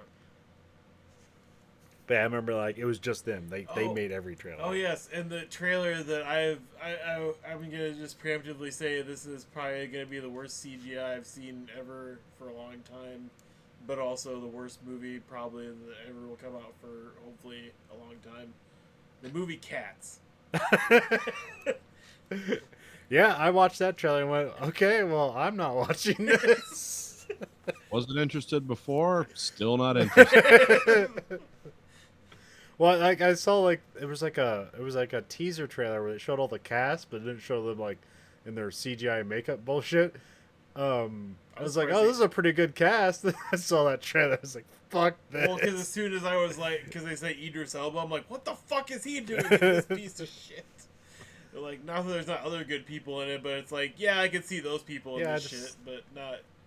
And I'm just like, oh yeah, this is why I can never watch a musical. The only one I ever liked was Les Miserables. Did anybody actually watch the movie to that? Because I never caught that one, the one with the Anne Hath. Okay. Oh, I thought you just meant musical. I pointed to Nathan for the audience. Okay. It was on the Oh, screen. yeah, which I saw. Well, you saw it live, right? You actually saw a play I've of seen it. it live. That was a long time ago. I saw. There's one that Liam Neeson did where it's a straight up retelling of the story without the musical component, where it's just the Victor Hugo novel. And then I saw the one that the guy Hugh Jackman did, which was actually pretty good. If you're a fan of that, it's the only musical I like. I don't like musicals. For some reason, I like that one. The one that Hugh Jackman did was the one where they actually did all their own singing, and they just wired mics into their ears, and they would sing. It was actually pretty cool. That's what I've heard about that one. My wife watched it without me, and I was kind of like, well, at least I want to check it out, because, I mean, if you're going to rent it, I'll watch it, but... That's always not my secret shame. It's just like, I always make this thing like, I love movies, like everything, like bad movies too, and like all that stuff. And just every time I watch a musical, I'm like, nope. Yeah. Because there's like ones that would appeal to me, and I still don't like them. Because there's like that Repo, the Genetic Opera, Yeah. which is like this sci-fi musical. It's like all crazy and shit. Still didn't like it, and that was like everything going for it was that. You had Sweeney Todd, which is just weird bullshit, but like it was kind of cool. But I didn't really like that either. The only one like South Park. I guess I like that. Yeah, I haven't seen like what's the Book of Mormon or Oh, yeah, I haven't Book of seen Mormon. Yeah. what's the hot one now? It's like a president's Hamilton. name. Hamilton? Yeah. Can't afford to see that. Yeah, that'll probably be $5,000 of tickets for that. $500 or Yeah. something. I mean, the only reason Cats is coming on the screen now is because it's been off Broadway long enough. They're like, people forgot about it. Let's bring it back. It's like, because I thought it was a dumb-sounding fucking musical when it was a live performance, let alone a movie. And I thought it was like, my thought process. I don't know, like I could see like in a theater that being something is like, oh, look at the costumes and it's a fun story, but like when you see like what they do with the CGI, it just like, oh, it looks terrible. Well, that's the thing. Cats has some effective songs in it that you know. Like it was well done for its time. I mean, it was the longest running musical, like for a reason. But There's a lot of things in there you'd recognize. I just could not imagine going to a theater and watching that as a movie. That's why I like. Imagine going to see that as a musical production if I had $1,000 or something. But The only thing I liked about Cats was, did anybody see that Unbreakable Kimmy Schmidt episode in the 3rd season? Where Titus, I can't remember it, but where Titus gets a role on Cats. Because he goes up there with a made-up costume and name and just sings something. Yeah. And then it's like, congratulations, you got into Cats. Everybody started off this way or whatever. It is like, exactly, this is the way I feel about this play. It's just made-up nonsense bullshit. People in cat costumes, and this is all the play is. And so when, they announced, I think it was like 6 months ago, they said, who part of the cast was. And it was going to be a movie released around this, December of this year. And I was like, holy shit, this is going to be horrible. But at least it'll be real costumes and, prosthetics and makeup. Nope, not any of that. All CGI nonsense bullshit. And it all looks weird as shit, too. I guess I did like the Lure, but Lure still has problems with it. Oh. Yeah, that actually seemed like it might be decent. which one's that? That was the mermaid one, the Polish mermaid movie. Oh yeah, that was really weird because it was foreign, so I liked it enough because it's like, oh, this is different and offbeat. But yeah, And I then don't think I'm gonna watch that again. it's not really a musical, but like you consider it because like musicals is an integral part of the movie. There's a movie called Once. It's like probably my favorite romantic movie there is. It's not really a romantic movie, but it's kind of like that's the core of the movie. Okay. It's just a really great movie. It's like a Czech woman who like has a kid, is estranged from her husband, and then like this poor Irish guy trying to be a singer songwriter, and then like they come together and make this cool album. And you've probably heard songs from that movie. It's a movie I feel like I wouldn't like, and it's a fantastic. Okay. Oh, and the new Picard series had an expanded trailer. Yeah. Looks interesting. Data and 7 of 9. And Well, after watching Discovery, are you are you more hopeful or less hopeful for this? I mean, I'll give it a shot, but I'll tell you what, I'm not going to like just hang in there for 10 episodes. If I don't like it by the first 3 shows or something. Well, it was kind of off-put because I'm not sure if we concluded that there's too much action in Star Trek Discovery, but I feel like that's kind of a problem with the show, is relying on action rather than like story and interesting plot. And a lot of what they focused on in this trailer was like, look at all the cool action. So that's not very hopeful, but I feel like a series named Picard wouldn't be about that. Well, that's the thing, though. You're also bringing back a lot of old crewmates, like Data, Picard. What's the one woman's name from Iowa that was in 7 of again? 9. No, 7 of 9. So I actually didn't know that was her name because couldn't remember. Anyway. Well, Jerry Ryan's Yeah, Jerry Ryan's for human. But anyway, the thing with that is, like, to me, if you have like a bunch of action like they were showcasing, and then just a bunch of old people commenting on it, that seems like a weird fucking dichotomy. I'd for a fucking show. watch that. What are they doing? It's like backflips and lasers. He's like 80. Because I mean, yeah, what's his age in real life? Like 70 something. Yeah. I think. He's in his late 70s.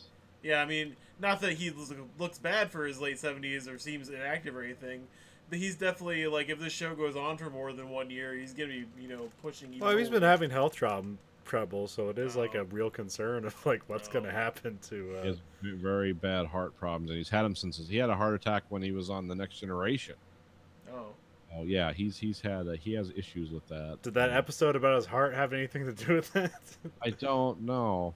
I Or- don't. I mean, my thing with this is like, it's cool that Patrick Stewart is back in the role of Picard. However, he is just an actor. He's not writing the scripts Yeah. or the stories. But I think if he hated it, he probably would have. Wouldn't do it. Yeah, they ran it by him, and he's like, "Oh, fuck this," you know. How Yeah. guys would say it, like, yeah, pass. So maybe it'll be good enough. I mean, I'll hold on to it. I actually heard one of the most amazing concepts, and it was on a YouTube video, and I can't remember who was talking about it. Was this But, the Red Letter Media version of it? No, we talked about that. This was another guy I listened to who kind of does a graphical. I can't remember his name, and I'd like to give him credit for it, but we'll just talk about it anyway. But I'm just going to say right now, this was not my idea. I'm not stealing this, but they were talking about the way to save Star Trek is to have a Star Trek anthology series where you have, we have all the defined eras of Star Trek, the original series, the Next Generation, which kind of encompasses Voyager and DS9, and then you have the movie era in the middle, and just do one season that focuses not even on the main, like, everything can't be the Enterprise all the time. Yeah. But like what else is going on, like in Star Trek, and just do a 1 season thing, and if it really takes off, then you can go further with that, or if it doesn't, or if it's just it's well received. But because a lot of the problems they have is actors don't want to commit to these multi-year things where they get the shit beat out of them by critics and everything. And if you were writing a smaller, more focused story where you didn't have to leave all this shit open for something else. And I thought, well, that's a cool idea, because Star Trek, like, it hasn't advanced since Nemesis, like, as far as moving into its future. No, that was the last movie. And they're almost to the point with technology and energy manipulation where, well, the next step is they're just going to be glowing orbs of light. So instead of trying to because everything they've done since then has been back. So instead of just trying to, like, what's the next generation story? No, just do an anthology. Do one from the original series era, do one from the movie era, and whatever you like. And then it doesn't have to be the big main characters and the earth-shattering stuff. It can be like, what's normal life like? What struggles do these people face? Or imagine a whole Star Trek that's nothing about but about the Klingon Empire during the original series era, or about from the Romulan point of view or something. And this guy was talking about all this, just talking to himself essentially. He wasn't having a round table. And I was like, well, that's a good fucking idea, because that could really save this, because they are to the point now where this franchise is almost dead. I mean, they are, unless they can really pull it out somehow with this Picard thing, which I'm hopeful but not optimistic. Also, like, I don't know the numbers, but I just hear a lot of desperation. Yeah. Oh yeah. It's like, if Star Trek doesn't work, CBS All Access is gonna fail. So we gotta make it work. It has to work. Well, you gotta hire writers that don't suck, and you gotta, it's Star Trek. It's a story about space travel in the future, but it's from our past. So we don't have to make it, you don't have to horn a bunch of modern shit into it that's off-putting to, more than half your audience. Or you don't have to make a Star Trek actioner, because that's never what it was. You want that, you go Star Wars. Or wait for a movie to come out. Yeah, or anything but Star Trek. It's not an actioner. Or at least this is season finale. Deep Space Nine like to do that. Like, look, there's 400 Klingon bird of prey fighting Cardassians, and here's the Defiant. Because it's cool. Yeah.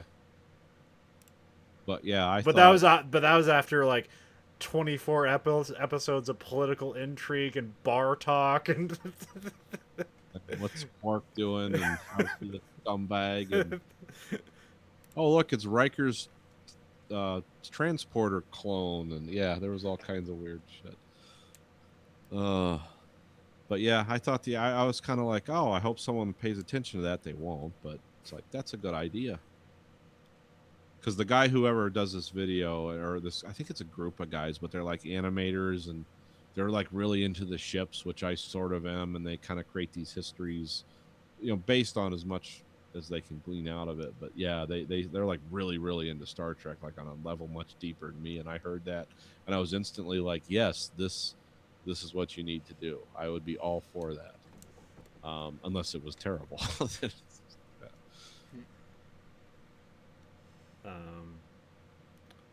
So should we we should probably get away from trailers, because there's either two things we're probably going to talk about: either Iron Giant or Stranger Things season 3. Oh, either or. Because I watched them both. Oh, I wanted to ask you about something on our list. There, the show Chambers, is that the thing on Netflix? Yeah. Like about the satanic teen drama thing? Is it satanic? I only watched the first episode. Oh, that was like a cult or something. I mean, it's fucking weird from what I tell, but essentially it starts out, there's this girl, she starts to have sex with a guy and has a heart attack. Okay. Oh. So that's embarrassing. Yeah. Gets a heart transplant, and then because Uma Thurman's in it, and like her daughter gave the heart to her. And so there's a lot of like weird stuff that seems like weird and mystical, but I don't know if that's there for like, is this actually happening, or is it just kind of like the surrounding flavor? Is this all symbolic? Oh, okay, because I was looking through it and I was like, oh, maybe I should watch this for the podcast, but I wanted to be sure what you I just watched the first episode. I didn't go through the rest of it. I only clicked on it because it said Uma Thurman's in it. So I was like, where the fuck does Uma Thurman show up? Because like all the material is pretty much about this girl, because that's what it's about. And it seems very weird and trippy, but yeah, I don't know if there's it comes off as a horror movie, because there's even parts where like where like she'll be in a room and like she'll see like the daughter like just kind of like ghostly there, but she's not reacting to it, so it's not there. It's not actually there. It's just kind of like the milieu of like the weirdness of the show, where like all the weirdness that's surrounding it isn't actually happening. But anyways, like, so she comes from a poor family, and the Uma Thurman and her husband, like, they basically pay for her to go to the school that her daughter used to go to. It's like, here, you'll have all these opportunities now. So yeah, it's just kind of weird. And she has this big fucking scar on her chest. Oh, okay. I think she still hasn't had sex since then. Probably Oh, kind of yeah. off-putting. Yeah, yeah. No, it's not. But you got the good heart. It's like, that's cool. It's like the last time you jacked off, a truck came through and killed everybody in the upstairs or whatever, and it's like, oh, better not whip my dick out again. Everybody in the upstairs will die. It's like, no. So yeah, that's Chambers. I also watched more of JoJo's Bizarre Adventure, Okay. which I read the Wikipedia thing about that, and I learned that sort of the idea of the series. It's basically an anthology series Okay. where it follows the lineage of this family. So there's always it's his in this one his name's Joseph Joestar, but everybody calls him JoJo. And in a future, like I think there's one that's in space, and like his name's like Jo something Joestar, but everybody just calls him JoJo. So every different series, there's always this guy is a part of in its family, and they always call him JoJo. When this one they have like fucking ridiculous names. There's one guy, he's like they're fighting vampires and shit, and it's very earnest. Like there's never like, oh, I'm surprised that guy's a bad guy. You know everybody who's the good guy and everybody who's the bad guy, and it's just very straightforward. And the way the guy does the reading is like, it's very almost like the way Tick does things, where it's like hello there, and talks like that. And there's a fucking detective. His name is Richard E.O. Speedwagon. Perfect. And whenever Speedwagon's getting his ass kicked, you just hear like JoJo like calling from the distance, like helplessly, like Speedwagon.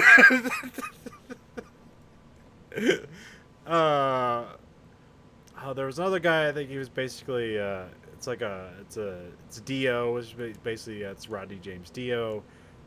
There is a monk named Tom Petty. That's fucking. I actually looked up the name. It's spelled slightly different. It's not Tom Petty. It's Ton, Ton Petty, all one word. But every time he says it, all you hear is Tom Petty.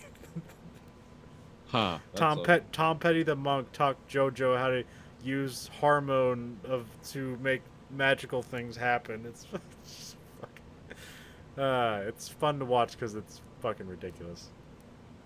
And every time he says Speedwagon, it's just hilarious. Come on, Speedwagon! Especially if he's drawing it out. Well, Stranger Things 3 was really enjoyable this year, for season 3. Yeah, it was. I'd say it was an upgrade from the last season. Yeah. You guys seen? The farther I get away from it, the more disappointed I am with it. Which I'm like. That wasn't saying like I didn't get to the end and I was disappointed. It's just like now that I think about, reflect on it, I'm just becoming more disappointed. Because my best. 3? Yeah. Oh, okay.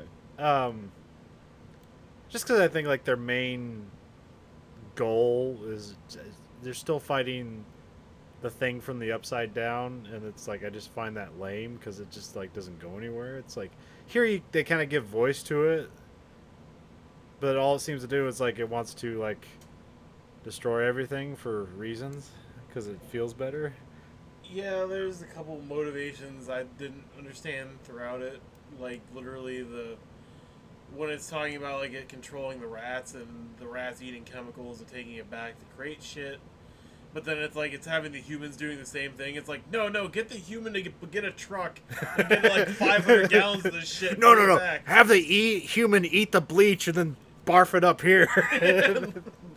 Like I get what it's doing, but at the same time you're doing it in a horrible logistic manner. Like you have somebody with a credit card, a car, and 2 arms. Like you cut out the middleman, just had a bunch of people eat shit. You just had them bring it in truckload. But the other thing was, like you said, the whole like, oh, every season's gonna be a different angle on battling the Upside Down again. Yeah. But even though now, Not giving you any information on like why the Upside Down is important. Like, why are the Russians going there? Wouldn't they? It's like an alternate energy power or something. Like, I think that's the only thing. Well, it's because we went there, and they wanted to go there. Okay. I also think that, like, was it season 1 for season 2. Because I thought we were going there to figure out like how to like transverse that world and come out on our own. in Yeah. different ways. So it would be like a great way to move troops. 'cause you Yeah. couldn't attack 'em. So I think the Russians were trying to do the same thing. Okay. Except they almost seemed like they knew what they were doing by opening it there and like creating. I mean, they did explain it. It was like, oh, you know, it's just easier here because like punching through paper. Yeah, versus a yeah, it's concrete thinner wall. here or whatever. But at the same time, it's like, oh, okay, you know, they added a new villain. It's not the U.S. government twice in a row now. It's, you know, the Russian Which is government. funner, but also like way more implausible and ridiculous. And like, oh yeah, it's an '80s nostalgia piece, so that Yeah. But at the that's same- something I kind of hate. It's like I'm enjoying it sometimes, and then sometimes I get tired of them doing backflips and plies over intellectual property rights. But at the same It's like the time, new Coke. I remember that. oh, yeah. On the Russian Terminator, it's like I just ran out of ideas. I love the Scoops Ahoy gang. I think is the best part of the season. Anytime they're doing something, it's just fun. Yeah. I Uh, did like when they divided it. They found all the fun guys and put them in one group. and I like the sheriff and Joyce. I always loved Joyce's arts and craft detective agency. Like My magnets fell off my fridge. There's something going wrong in this town. which I've like built a backstory for her to like try to make her interesting, other than just like a housewife. But I ultimately like no, it has to be that because I like was like, oh no, it's like I don't know if like when she'd be like young, and then like somebody was like you need to do this for your government, and they like taught her how to be a spy, and then like some shit went down like Bay of Pigs or something, and then she like just like ran away to the small town to get away from this shit. But like no, she's just a housewife, had a kid yet too young or whatever. Yeah.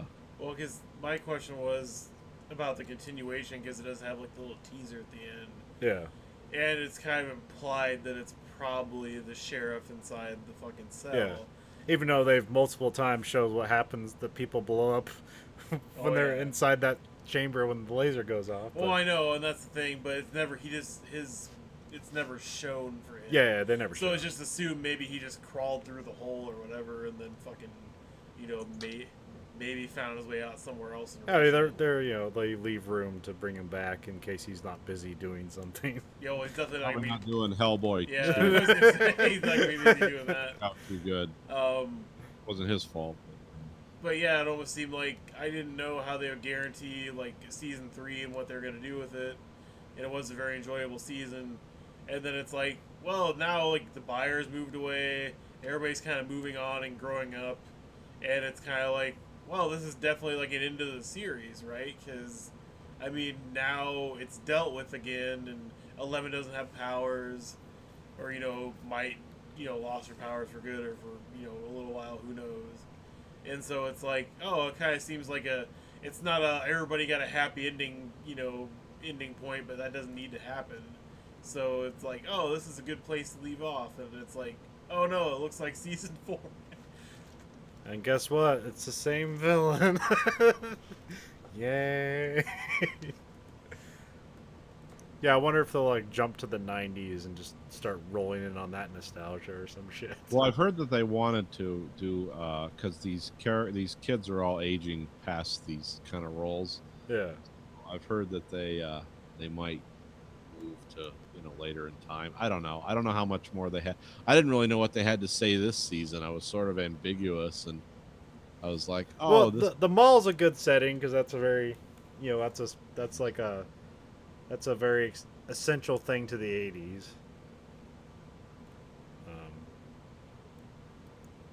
And so was seeing like Sam Goody and other shit back. Yeah. Seen all of- Day of the Dead and Back to the Future. Yeah, so it was. I didn't know. I liked it. I didn't know what they had to say, but I enjoyed it. I don't. Stranger Things is one of those shows I don't think about because I always watch it.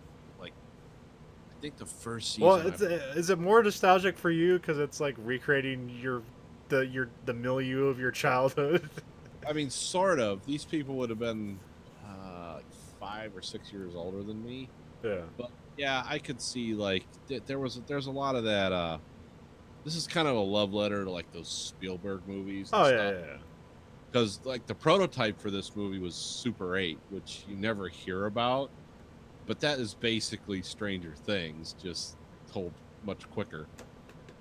When with an alien instead of like a parallel universe. But yeah, were any of the same actors in Super 8 that were in this, or was it different? I don't actors? think so. No, I think it Super was- 8 was like 2008. So Yeah, Those- 2000. I thought it was 2010. unfortunately, couldn't get a. Oh fuck! What? The guy that played the sheriff in Super 8, though, that growing up, he's a really good actor. He's been like really auditioned. He's in, like First Man. Oh, he's yeah. a little weird. Like if they could have got him as like the sheriff, that'd have been awesome. But yeah, they don't. Well, I always think of this as like, even though I know it's not in the same universe, it's like, oh, okay, this is like somebody really likes Super 8, and they're like, let's expand this story. well, I mean, the first season was just E.T. with some other 80s movies thrown in there. Yeah. I mean, they're literally like Elle is E.T. At some point, they're literally like riding her around on their bikes and shit, and she's doing telepathic shit. Yeah, Stranger Things is one of those, like I said, it's one of those shows I watch. Like this one, I watched it in like a day or something, or maybe 2 days. Yeah, it's only 8 episodes this season, so. But it seems like, well, it's there. I watch it. Oh, this was cool. I enjoy it, and then I don't think about it until the next. And there's no reason why. I just don't till the next series is up. I mean, their strongest season still, though. I think it was their first. That's the Yeah. one I liked the most.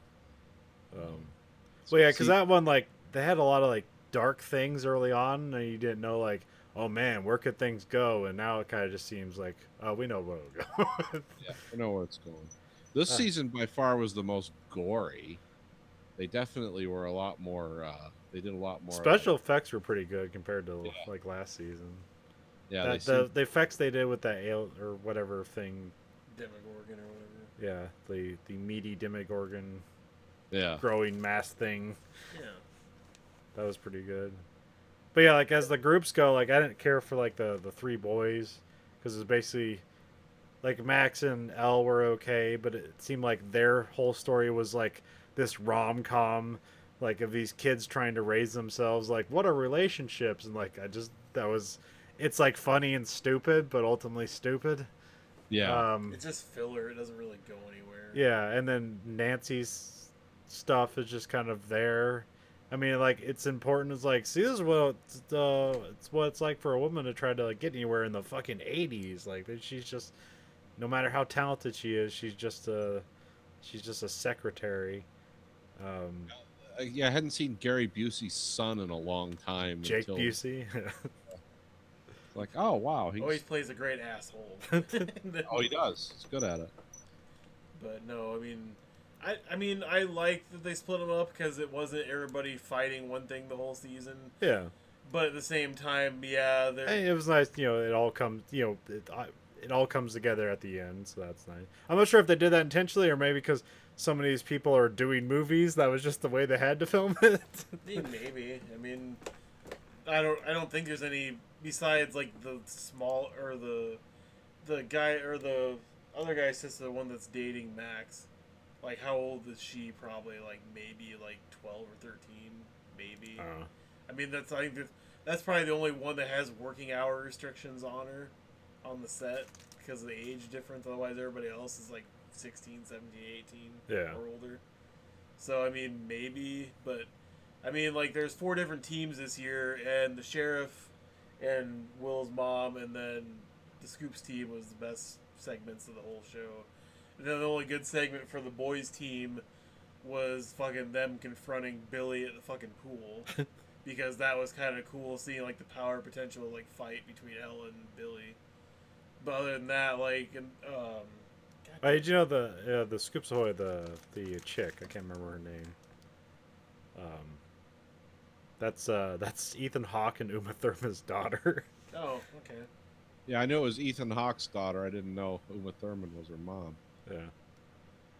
Well, at least I heard that on a podcast, which it could be wrong. Oh, I guess I didn't look at the Oh, credits, that's right. so I don't know. What's her Maya last? Hawke.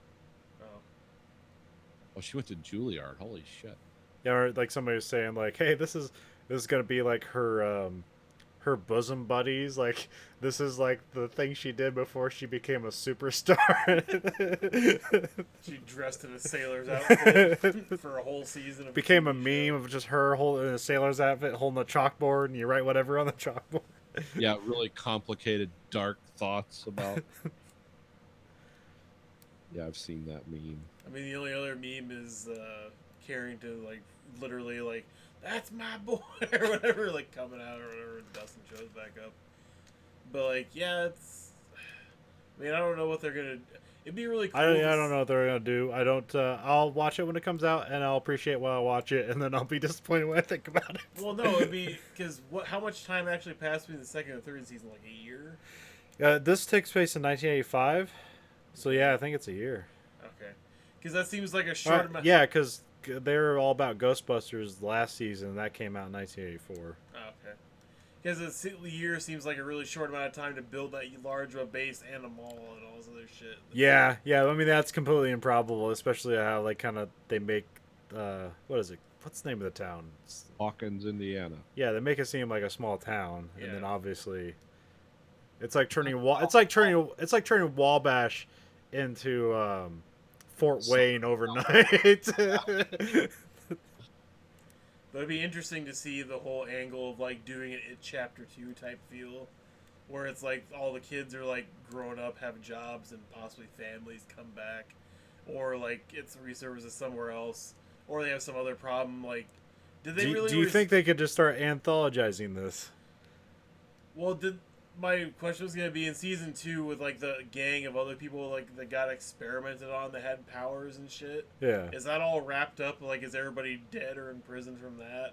Or could that? I be don't think they possible? concluded with that, but I think the fans' reaction to that is that was the worst episode of that season. I think they just Okay. ditched all that shit. Okay. I Yeah, didn't that know- seemed to just vaporize. Okay, I didn't know. Because also there was kind of a weird thing, and it might not be the actor's fault, but the L, she seemed to waver onto when she talks like a normal teen, or when she's like does the thing where she has trouble with the English language, like she's foreign, like that Yeah. seemed to wildly differ like in every scene, which probably might not be her fault. Like she might have got different directions and different scenes at different times.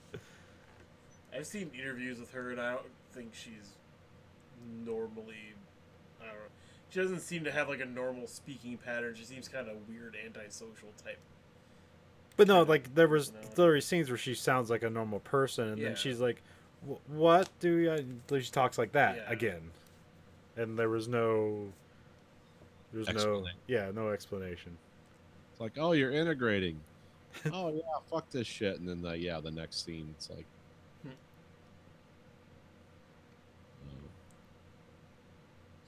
So yeah, that's Stranger Things season 3. Catch Watch it. While you still can. Netflix is going out of business again. No, it's not. I know. They just every 6 months you got. Well, they're gonna stop spending $8 billion a year on on making TV shows. Well, yeah, because they canceled Fuller House, they canceled The Ranch, they canceled a bunch of shit. Okay, well, I wasn't watching those anyway, so. No, all the shows they canceled is either stuff like they literally already had on the docket this year to cancel, or they just I was never gonna watch it anyway. There's like a various sites when they talk about like see what shows are canceled this year, and it's always weird when a show's having its season finale, it gets listed as being canceled. Like there's got to be a better way to say that. It's like, yeah, we're not going to make any more shows, but I wouldn't consider it canceled. That's like if you're getting ready to retire and they're like, he's getting fired this year. Oh, I believe and Yeah, like because sounds way more juicy when you say it this way. Than it's not true. well, because that was one of the things. Like, oh, series of unfortunate events is getting canceled, but it was its third and final season anyway. And they're never contracted to have anymore. They didn't. Oh, like Lucifer got canceled on Netflix. Even though Okay, it got canceled twice. Yeah, I mean, they said they're still gonna air the 5th season or whatever, but it's done. Okay. And it's like, Have you watched any of it? No, Okay. I have no One interest in that episode of it. show whatsoever. I think No it's like reason why it just doesn't seem like the kind of shit I'd be interested. no, it has like a shitty premise, and back when it was on Fox, it's just one of those TV shows like the CW where it's like, oh, the production effects and or shit that really drags down the show. So Have you guys watched was it Good Omens yet? Oh, the one on It's on Amazon. oh Doctor no, Who. not yet. Sorry.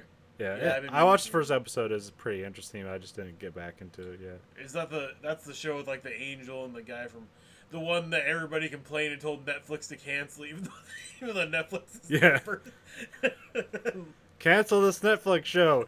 You got it, guys. What show are we talking about? Good Omens. It was like some religious group wanted Netflix to cancel Good Omens, Oh, and like, yeah, well, you're good. We wouldn't have did that for you. Mission accomplished. It's now on Amazon. but no, It's, Neil Gaiman's a writer on that, right? Yeah, yeah. I've Oh, heard wait. about it. Just haven't got around to it. yeah, I'm gonna watch Chernobyl here soon. I'm Okay. gonna start watching it. I will, or yeah. I mean, I'm trying to get my wife to watch it with me, but I don't know if she's gonna be up for it or not. So I guess we'll see. The sooner the better. But yeah, because otherwise, Well, it's I don't know. It's like there's a thing, a balance that has to be overcome. It's like how interesting this is this versus how terrifying is this. And I think it hits the right spot, but we'll see. well, I mean, also, and like finish watching First Man since I've got a little taste of it. It's very interesting so far. The Boys comes out next weekend, so that's gonna be time. Okay, because I kept hearing reports how it already got its second season. I was like, is it fucking out? I didn't know it was out. No, it's not out. It must have got such good test scores, and they're like, we can't fail. Like, Which one's this? The Boys. It's like it's basically like it's like a group of humans. It's essentially Watchmen, but what if humans were beating the shit out of like instead of the way you controlled superheroes is basically hire like ex-convicts and special forces guys that beat the shit out of superheroes in the dark, like behind the scenes. Oh, okay. It's based on a comic book. It's by the Garth Ennis, the guy who did Preacher. It's one of Oh. his. So more dark premises. I just find it intriguing because it's more like they're keeping them in line or like teaching them a lesson for destroying people basically and not caring about them and shit because they think they're gods. Well, yeah, in the comic book, there's like you just see all this collateral, like literally. Oh fuck! If I forgot his name, who's the guy from Shaun of the Dead? Play Sean. Simon Pegg. Simon Pegg is literally in the comic book. Oh, the Simon Pegg, the guy. Yes, he's literally in the comic book as himself, and he's like at a fair, like doing something with like his girlfriend, and like the guy who's like the equivalent of the Flash is like fighting somebody, and like he flies through at like Mach 6 and basically just like tears his girlfriend in half until like her arms are just in his hands, and that's what's left over, and like it's like that's sort of the base of the book is like the collateral damage that and the psychological trauma that comes from superheroes fighting each other, like they just explore that, and then like how you have to keep superheroes in check with when they fucking have superpowers. Well, because like some of the clips or whatever, it seems like they're like one woman that has like super strength or whatever is like raping this guy, and then she gets off and crushes his head after she comes or whatever, and it's like, well, that's really interesting. Let's see where this goes. So I mean, Yeah, a lot of sex and violence that should. Yeah, it sounds like Preacher. I think it's like Orange is the New Black. Last season comes out Yeah. the same day. Oh, Not that I really am hyped for that because it's going to be Piper out of prison bitching about her life again. I mean, all the characters that I actually ever cared about that show are not her, so I'll just watch it for that. But other than You might as that- well just finish it. No, I will. It's just something where that was one of the other ones they announced was canceled. Like Orange is the New Black. It's like it's the last fucking season. How the hell is this canceled? Goddamn Tom getting fired again. Anyway, we watched. I'm retiring. Yeah. Oh, you're fired. Here's your gold watch. Go home. You fireman. I'll be away from my company to save a shit ton of money on vacation pay after people retire. Like, nope, you don't get all that vacation pay you accrued next year. You got fired. It saved us $20,000. Well, Thanks. sometimes companies do that, especially if you don't have a union. Oh yeah. 6 weeks from retirement, they just fire you, and it's left with nothing. There's like a weird way, like the older people that actually still have a pension there, like they can't work too much overtime in a month, otherwise they have to pay more taxes or some shit. Yeah, if you oh, what's that called? Yeah, that's none of the people with more than like 40 years in ever work any overtime at work Oh, because you'll get massacred on taxes. which I thought, I mean, technically yes, but doesn't make any sense to me because it's like you're working. Everybody gets massacred more on taxes if you work more hours during the week anyway, but at the same time, it shouldn't be that much worse. I mean, yeah. Well, if you have it depends on if you live in a state that taxes your pension too. Oh, You have like side stream income like Social Security and stuff too. It gets.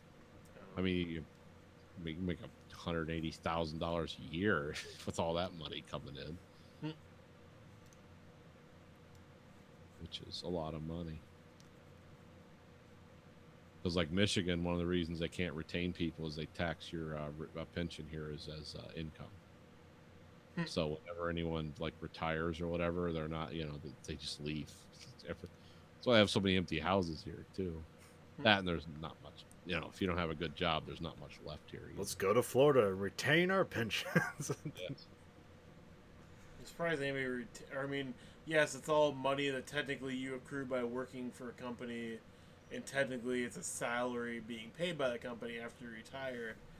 But at the same time, it's like, why the fuck should anybody get a piece of that besides you? That's your retirement plan. You don't have a 401k. You might have savings and shit, but nobody ever saves really that much money to live off of. So Well, that didn't happen here before we elected our dear Governor Snyder, and he decided, well, yeah, everyone making more than $500,000 a year or owns a business that employs more than 200 people, you don't have to pay taxes anymore. How are we going to cover that? Oh, we're going to go after the pensioners and tax them. That's and now that's become, because Michigan, like every state, has a balanced budget. That's never going to go away now, because now that's like, oh, that's an income stream we're dependent on because we can't run a deficit. So. Oh yes. Or speaking of that, do you ever hear about that guy in Florida that's getting his house foreclosed on because he didn't cut his lawn? Yeah, I heard about that. Yeah, so the actual news breakdown of that was he left for a month to go attend his mother's funeral and take care of her estate when she died in South Carolina. So he was fined $500 every day for his grass being over 10 inches. It amounted to $24,000 by the time he got back. And so after fines and late fees and shit, it was $30,000. They put a lien on his house and gonna foreclose on it. So he got a lawyer, and they pulled up the figures for the town. I think it's like Dundee or Donald or some fucking weird name. But anyway, so like the city council pulled up how much they collected in fines in 2003. It was like $13,000. Last year they collected $1.8 million in fines for that fucking town. And yeah. And so it was going around taking like testimonials and shit from people, and it was like this woman crying because she got fined and almost lost her house because she had like a hole or stucco on the side of her house, and they like tried to take her house from that or whatever. And it's like, oh, it's unseemly. You're making this a bad neighborhood. And it's like, no. Because apparently they paid a PR firm $25,000 a month to get out in front of this grass cutting thing, so they don't have to talk to the press or anything and to handle it for him. And it's like, well, you want $25,000 from this guy, and you're also conveniently paying $25,000 to this PR firm. Oh, that's yeah. You got that kind of shit going on. Because a lot of people now that have worked for like city municipalities and stuff for years and years and years, they're all starting to. We're going to have a wave of retirement here in the next 3 years from that, and they're finding like all these people. This little town in Minnesota, like the treasurer retired. She worked here 40 years, and they go do the books after she's gone, and it's like $700,000 missing and shit like that. It's like you're going to start seeing that everywhere, and it's it's because like Ann Arbor does stuff like that. We got people around here trying to do stuff like that too, and and it's all these elected officials, and they just act like, well, you can't say or do anything. It's like, okay, you push the wrong buttons, It's like, yo, you can just vote me out. It's like, yeah, you fuck with the wrong people. They'll start voting from the rooftops, lady. They're not gonna wait for the ballot box. They're just gonna start killing these guys. Because it's like, oh, you're gonna lose your house you paid for all your life over some scam. You gonna ever recover from this? No, not really. Fuck it. Let's go into the municipal building. So long, assholes. And then they'll bring in another group that'll do the same thing because those are the only people you can find to work in state and local governments now. It's fucking embezzlers and criminals. I mean, I'm sure there's some good people out there. I've just never met them in 25 years. But. Yeah, that was kind of my thought too with the whole Florida town thing right now, where it's like, this is fucking Florida. This is the home of the revenge fire and people doing the craziest shit for the littlest things. How did that somebody not snap already and go inside and try and kill everybody in the city council? Oh, it'll have, like I said, you're going to see a wave of that all over this country because all the years and years and years of cutting federal money so billionaires don't have to pay taxes. Those states and cities are making up that money somehow. Yeah. And they're just going to fuck your eyeballs out, and you're just going to see mass riots and fucking murder. It's going to be fun as long as you're not one of the.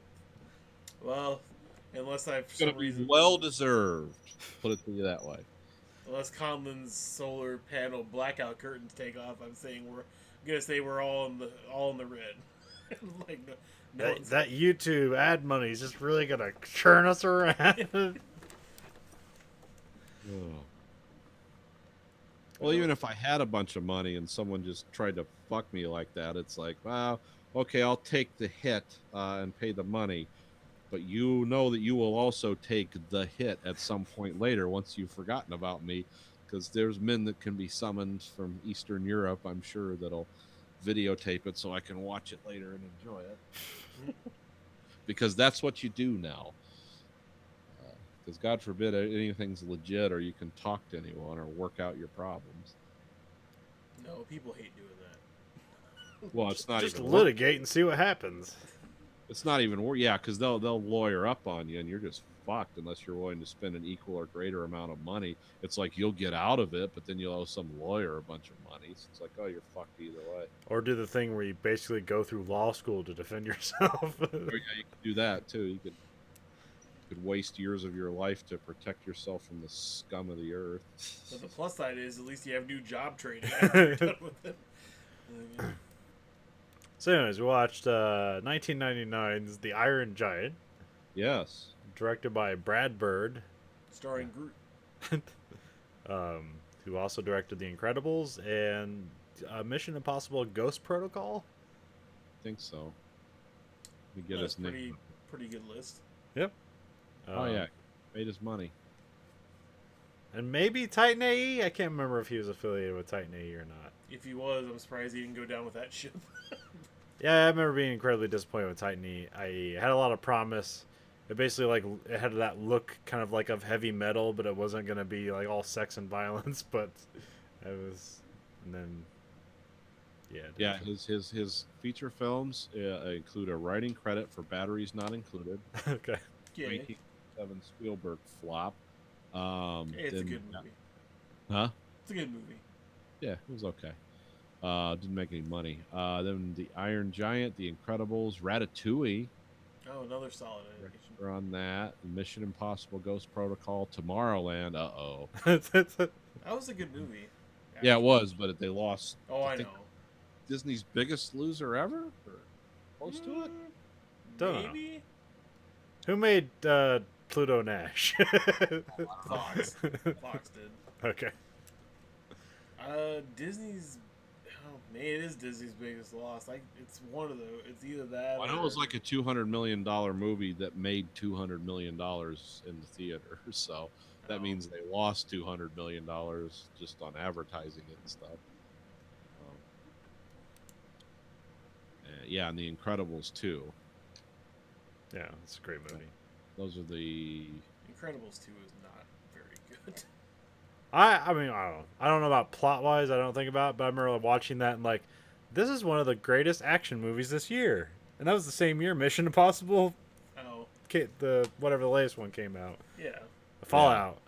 I was like, I think that was that's what I really appreciate about Incredibles 2. It's just like it's a great action movie. I guess I with didn't basically look, no violence. But I guess I didn't look at it that way. I just compared it to the first one, which is always a death kiss. To oh every yeah, it's sequel. not it's not as good. But I just remember like there's like a lot of fucking cool action stuff in that movie. So like that thing was like tunneling underground and overground and like fucking the motorcycle running all over the city. It's like stretchy and all that shit. Yeah, it's just cool. No, I mean it was definitely just as well done animation wise, and everybody came back in the voice cast, and that was nice. Didn't have any replacements, but at the same time, $1.4 billion. So somebody, oh Jesus. But Iron Giant was a huge flop. Giant was a big old flop. But it was a Warner Brothers flop. Yeah, but that was still around. Toy Story had already come out, and then Yeah, Toy Story 2 came out this same year. yeah, so there's already quite a few CGI films already out. So Well, one of the things I read is that this came out the same week as The Sixth Sense, and that probably Oh. might got buried by that. Yeah. Because that's also, well, I mean, I guess I'm not sure what was this PG or G? Probably PG. PG. This was. Where does it say? Because there's like guns and shit. I remember Yeah. it being PG. But yeah, like Sixth Sense was PG-13, so that was, but it had like a more of a sinister tone to it. Like it was that people like kind of talked about like almost like it was an R-rated movie, but like anybody could basically get in and watch it. So Yeah. like kids flock to see that instead of this. I think we should really see a lot more animated R-rated movies for kids. I mean, the parents should be able to enjoy it, and the kids should be traumatized. And they'll remember the movie more. It'll create a lot more money down the line, therapy and sales-wise. Yeah. Just introduce your kids to cute cartoon characters and then have them killed. Well, not so much that, but yeah. Every or child, had sex with. yeah. Or every animated film should be like some variation on Watership Down. It's like, hey kids. let's just take my recent viewing tonight of Dumbo. That movie would have been so much better rated R. Because I mean, the few, Dumbo, who's dumb now? Blood. and it's the follow through. I mean, there's a mermaid fake freak show person that like legitimately probably drowns two people off screen, but it's never really addressed until like 5 minutes later, where it's like, oh no, she didn't just drown two people for no reason. Okay, I mean, gratuitous violence, and it helps sell tickets as much as stupid LSD versions of the LSD segment in Dumbo or whatever, like the dream sequence, like the vivid color yeah. and the Pink elephants on parade.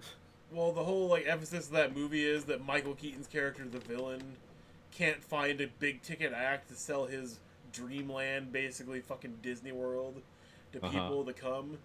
And then Dumbo is about to come out and fly with a person on his back, but before that, they have like 80 people making all these bubbles where it's like a panoramic movie experience where it's elephants making other elephants and eating them and then blowing them out their trunk, all in bubbles, and it's all in motion. And it's like, why is that not the big... like, none of this stuff is. It's like a roller coaster. It's like insane and all this other shit. And it's like, so you needed a flying elephant to really tie this all together, huh? Yeah, it's like you already have this amazing shit going on. Yeah, and then his whole crux of being a villain and why everybody wants to see him go down is not because that he's a bad person necessarily. It's just that he knows he has Dumbo's mom, and then he won't let them reunite because he just doesn't think that's good for them. And that's the whole reason the movie progresses into like the third act, is that he thinks that it's a bad idea to reunite them. And then it's like, nope, he's definitely the evil guy now or whatever. It's just a really shitty movie. Much better though, rated R. It'd be cool to see. I mean, Dumbo's mom gets a bad rap for killing a guy because the guy like harassed her and tried to beat her baby with a whip, and then she backed her fat ass into a pole and it fell on him. But not even like you see anything. It's just like, oh no, he died, and then everybody's sad. And it's like, why is everybody sad? The guy that beat the shit out of animals died. Like, that makes no sense. But anyway, yeah. So Iron Giant rated R. Yes. Iron Giant was a cool looking, set in the 50s, and it looked like it was from the 50s. Like it had that kind of, what would you call that? That aesthetic to it. Yeah, it almost had kind of like an early Disney, especially like the quality of the voice acting kind of seemed like, I don't want to say low, but it seemed like people recorded inside of like a box or something. Yeah. But you know, also that could have been the nostalgia to it. Yeah, it was kind of unusual. I thought it was interesting. I didn't know that the Iron Giant was all 3D animation. I didn't know. Yeah. They did that. It's pretty cool. And they created a program to create imperfections on the lines to make it look more like it was hand drawn, Right. which that was interesting. That's Yeah, kinda- the rest of the movie was hand drawn. It was one of the last Yeah. ones. But yeah, the Iron Giant was CG. It's based on a book. I didn't realize that till I did research. It's like a British poem thing from Yeah. called the Iron Man, but of Yep. course you can't call it the Iron Man because there's already an Iron Man. Yeah. Well, Pete Townsend from the Who. This was, I don't know if you remember his he did a lot of weird concept albums in the late 80s and early 90s about, you know, man and machine and stuff like that, and he had the rights to this story, and he was going to make it into a musical. Of course, it was completely altered from what this became, and but they had to buy the rights from Pete Townsend to make this movie, and they completely changed, you know, everything that he did more back to what the book was. But they also changed a lot of stuff. Yeah, the beatnik guy wasn't in the original story, but No. And the Cold War elements and stuff weren't quite so prominent, I guess. I didn't read the book, but yeah, that was like what's the whole '50s nostalgia really works is done very well in this movie. yeah, because everyone looks like Norman Rockwell people. Yeah. They gotta ratchet up the tension in a PG kids movie of Cold War stuff. I mean, because don't they, if I remember right, don't they like almost drop a nuclear bomb on him at the Yeah. fucking, okay. Yeah. Oh, yeah. The one guy, like, they have the Nautilus, like, aiming at the giant, and then the giant's, like, right there, because after they calm him down, the shitty FBI agent, like, yells over the thing with no authorization, launch the missile, and they launch the missile. It's like, hey, fucker, what do you think that missile's gonna go when the guy's right here? It's aimed right at the Iron Giant. Yeah. And then he tries to run away, and then the Iron Giant stops the car. That was fun. And Yeah. Then he goes to be Superman and blows up in a fucking nuclear explosion. Right.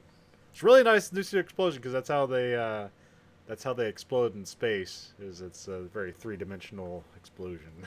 Yeah. It just goes out in a circle. Yeah. But at least he didn't. At least the FBI agent didn't hide in the fridge. That's all. A lead line fridge. Yep. Yeah. Jennifer Aniston is the voice of the mother. Harry That's Connick right. Jr. Jennifer Who's- Aniston was in Who's the this. kid again? Because I can't remember. Oh, you won't know him. Oh, okay. I didn't, It was an actual kid at the time. He's Oh. still an actor now, but yeah, at the time. He was Ryan just- Marenthal. Yeah. yeah. Sounds like a cough drop commercial actor. 33 now. But yeah, there's just the Iron Giant just comes to Earth from space because it starts with Sputnik, and then probably that triggers something in the alien world to like, let's launch this thing here. You never get any backstory as to what the Iron Giant is. You just have to assume it's alien. Especially at the point where he starts to get all the lasers start coming out, and he looks like War of the Worlds from the movie. It's like, okay, Right. I'm assuming Dwayne the Rock Johnson built him to molest children. It's- Quit touching me, Iron Giant. You ever seen that SNL skit, Nathan? No, I haven't. I have not. No, you should literally go watch it. It's like the world's evil scientist convention, and they like have the stupid like freeze ray or the shrink ray presentation, and then he gets up and he's just in a lab coat and he has like this shitty looking like big boxy robot next to him. It's like, well, I've created the robot that molests children, and then everybody's like, what the fuck? Why would you do that? Well, I thought it was an evil convention. And, like, this is pretty evil, guys. I mean, you guys have the lame stuff over here. And it's like, how did you even create it? He's like, well, it's actually not that hard. you molest the robot until it molests other people. It kind of brings it full circle. It's dark. And he's like, "Oh, come on, guys, don't be so mad.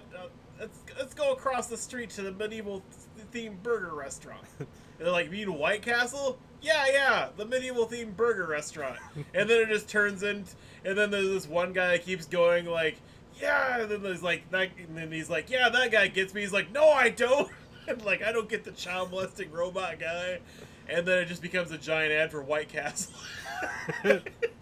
Back into it, it's like everybody can agree on White Castle, and it's like, wow, this is fucking weird. You should really watch it. It's actually a pretty good comedic bit. That reminds me of one of the, well, it's not the worst SNL skit. But you know how SNL skits just get progressively worse as the show goes on. Yeah. This is Yeah. like the last skit of an episode that Matt Damon hosted, and it's like, and you can tell it was just like ramshackle. It's like, fuck it, just put whatever we have out with. And then it's like Matt Damon, I can't remember whoever else, trying to like, you know, they gave these guys like $20 million. They were supposed to build a robot, and it's like, all right, we built a sex robot. It's like, they're like, what? That's not what we asked for. And then they roll out, it's just a trash can with a hole in it.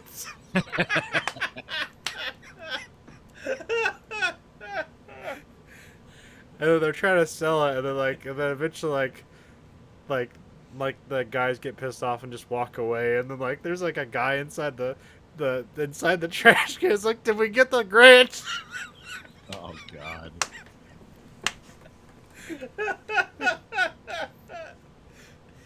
My question is, what the hell did they spend all their money?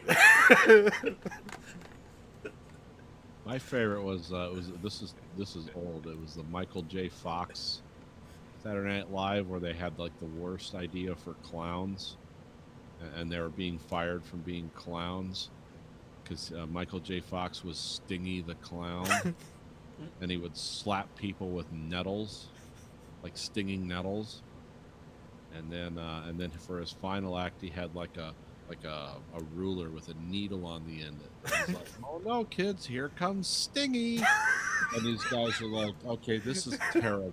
No one, you're fired from being a clown. No one's gonna do this." So it's like clown court. And then, of course, Michael J. Fox leaves, and it's the end of the skit. And then Chris Farley walks in, and the guy at the table he's like, "Tell us about Exposo." And then that's when the table it's like, yeah. Sometimes they have some good ones. I'm gonna have to watch that molesting robot. That's horrifying and funny. Well, I'm surprised, like, especially for Dwayne Johnson or whatever, he's like kind of, I mean, he does have some action movies in, but he's kind of like propped up as like a wholesome like movie star Yeah. or whatever. Like, there's no like nobody doesn't like him. And it's like surprised he was like willing to do that. No, he probably has a sense of humor. Too. Well, I know. I mean, obviously nobody was serious about molesting children. But yeah. But Iron Giant, our most distracted film talk yet. Yes. I mean, it is a movie meant for children. There's not a whole lot of deep introspection. It's just kind of a straightforward, here's this thing that's supposed to... Well, actually, one of the greatest lines I heard of... I guess Brad Bird's sister was a victim of gun violence. I'm not sure of like the whole story behind that. Okay. But for this story, he said, what if a gun had a soul and it didn't want to be a gun? That's an existential question. And then he made Iron Giant. Cool. Weird. Cool. Because that's the whole kind of like his character trait. Well, you don't really get anything early on about what he is. Then Hogarth saves him from being electrocuted, although that seemed like that probably wouldn't hurt him, but he was screaming, so he seemed to be in pain. Eats metal. That's always weird. It keeps needing metal to eat. Yeah. Um, Like eats train tracks. And stuff. and just half a car. Yeah. And then a whole car. I like the part where he's eating the car, or he's looking for things to eat, and the car alarm goes off, and he doesn't know what to do with it. And he just throws it like just fuck 1,000 feet in a direction. Yeah, there's a lot of good moments in this. And like I said, it captures the you know, you got the paranoid government agent Yeah. Mansley, who's like kind of as drawn as like a nice looking guy, but he's just like terrible inside, and he's just I don't know. Was X Files out? Yeah. Yeah. So This is okay. 99. X Files came out in like 91 or something. That's right. Yeah. But he's from some weird government. It's not called X Files, but it's like the unexplained division or something. Yeah. Really paranoid. Oh, but let's get distracted again. I completely fell off of Project Blue Book. Did that ever go anywhere? it's interesting. It's slow. It's but yeah, it's not bad. Okay. Did he get It got canceled? renewed. Okay. I think they're going to do some different writing and storytelling next year because it was very plotting. Because they were just recreating the most famous stuff that Project Blue Book did, but they put their own spin on it and then what the actual report was. But yeah, it wasn't. There's nothing. Yeah, it wasn't great, but it wasn't terrible. All right. Ambitious for a History Channel show. That's Because it. there was a lot of it that was just fiction. It's like, yeah, this stuff really happened, but there wasn't actually alien. I just make my own X Files knockoff called Y Logs or Z Papers. Yeah, Not Well, great. this was based on the real events, but Yo, I know it was. I forgot about that show too, so Uh, probably because I don't have History Channel. yeah, I enjoyed it, but I'm not like, oh God, I'm counting the days until it starts. Right after that, I had that moment the other day where it's like, did I lock my keys in the car? Like that kind of like, wait. And then what I thought after that was like, shit, I forgot to watch Project Blue Book 6 months after it ended. Is Well, I he- never asked you before the show. It's like, so have you watched Blue Book yet? I'm assuming you get like Amazon or something like that. Have you paid for? No, I can go through my cable subscriber for History Channel, but it's like AMC's one where it's like if you have an ad blocker or something weird and happens and you have to watch an ad 5 times over again, you're just like, fuck it, I'm not watching it at all then. Yeah, Well, that's disappointing then, because I mean, I always forget History Channel still exists because I haven't had cable for so long. So, I mean, it's 'cause- still out there. It's mostly a reality TV show. yeah, that's what I kind of figured. Because like I think American Pickers is still on. Pawn Stars is dead now, isn't it? No, it's still on. Oh, Yeah, okay. I think it's still on. I mean, you can probably get away with just showing reruns for the rest of the time, but Yeah. Well, because everybody, yeah, I know reality shows are really easy to shoot and cheap as shit, but at the same time, I mean, they had their Viking show, which was pretty big, and that's ending yeah. now, and they have a couple. They have like some Western show. Well, they have a pirate show too, or is that already done? I'm not sure. They might. I know Stars has a pirate show called Black Flag. Oh man, but that's what I'm thinking. I'm of. not sure. Oh yeah, Terror is getting a second season. That looks kind of interesting. Okay, cool. Because I've it started. has watching- nothing to do with the first season, but it's just Oh. a second season of Terror. Oh. I was gonna say I've started watching the first season of that show, and it's been interesting so far. Yeah, it's a cool book too. Yeah, the second season is going to be based on a Russian nuclear icebreaker. Huh. No, I'm just making that up. I don't. Okay. Oh, I saw the trailer. It was like a guy taking pictures. Like, oh, I didn't get that from the trailer. well, it gives me cool if it was in the same setting, just a different occurrence or whatever. Because my wife so far is like, this show's really slow. I'm like, that's what tension building is. It's like, it's not just gonna show an immediate payoff on the first episode. That would kind of ruin anything they're going for. Just the something bursts out of somebody's chest in the first 10 minutes. It's like, what? Well, I mean, it's like the ghostly figure of like that thing moving towards the submerged guy fixing the propeller. There's like the beast that like everybody's kind of afraid of. That's like, no, that wasn't a fucking polar bear. And then just like Native Americans that are freaked the fuck out and just like want to get the hell out of there and shit. And it's like, yeah, that's not spelling good things. But somehow my wife's like, this is just really boring. And I'm like, yeah, that's what it is. Like, good acting and storytelling. This is boring. Like, Yeah, I'll tell you what really made that show good was the costuming and everything in that, and the look of the time. It's like they really did a good job. That Because I assume they filmed on a soundstage or something for all the exterior stuff, but I have no idea. Because it's not like there's like any like real life film locale they could go shoot at that has like that much ice and snow around for that prolonged amount of time.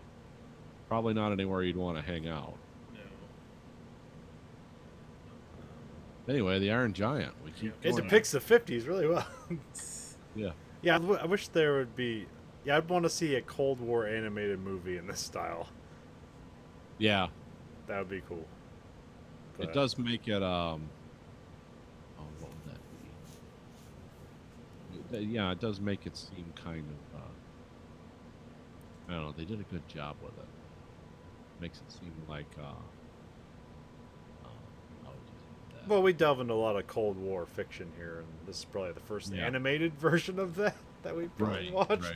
It's like, oh, that's a, like I said, turn Norman Rockwell into a war film. Well, Right. I just confirmed today that DC's doing an animated Red Sun movie. oh, cool. the Superman. Okay, Yeah. So kind of an animated Cold War movie. yeah.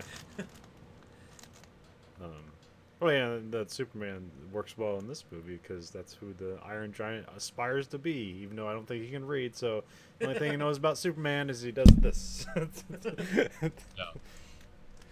I like when they're flying. He's like, "Put your fist out to fly faster" or something.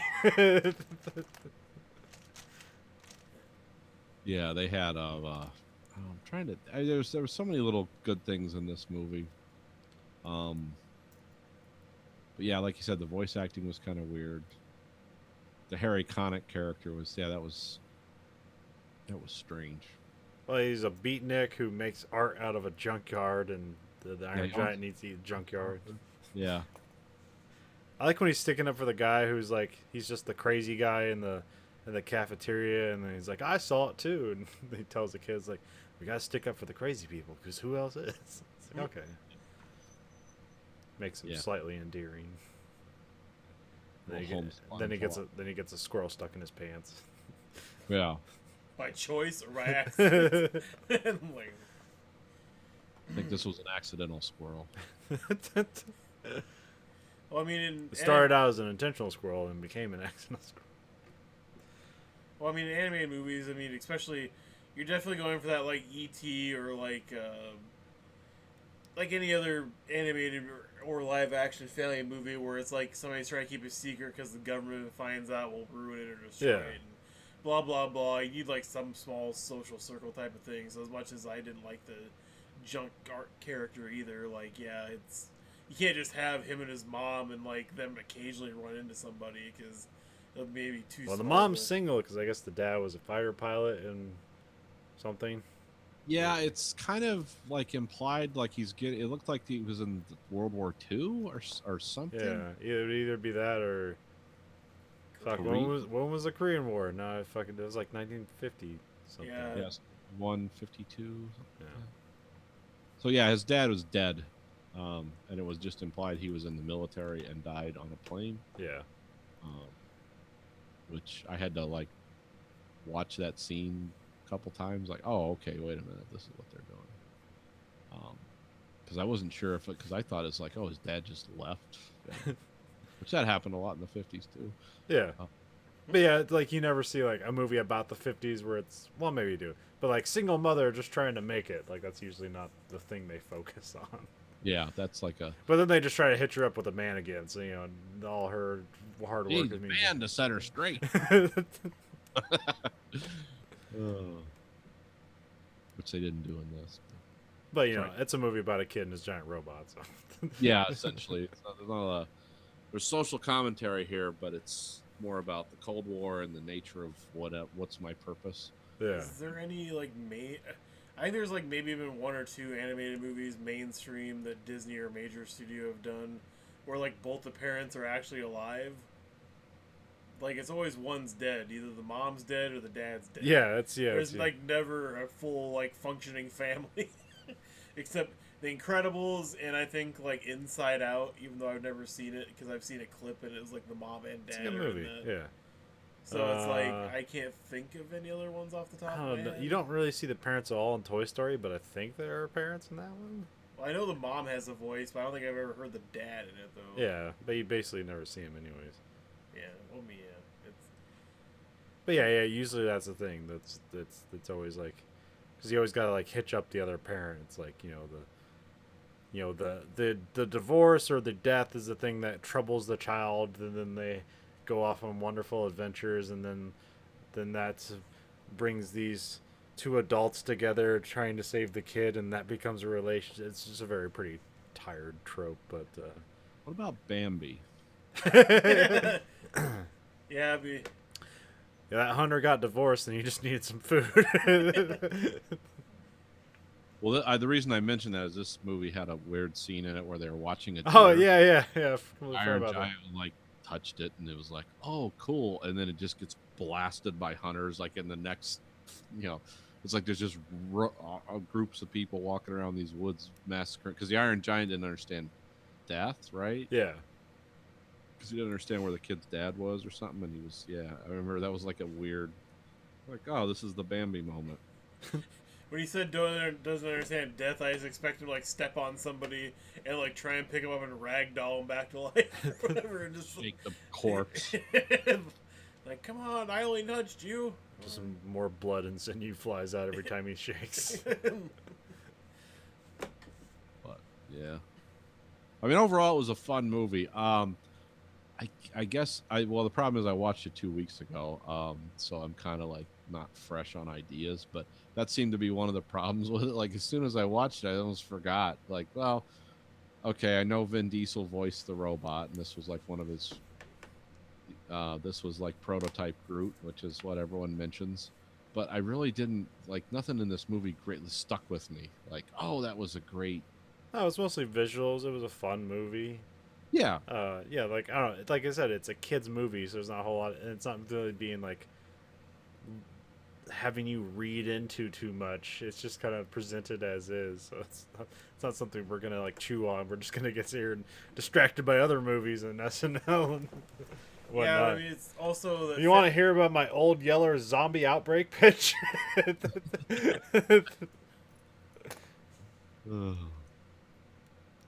But no, I mean, family movies or just anything built for kids or families to see together very massively relies on heart. Well, even like I was trying to defend Incredibles 2, Yeah.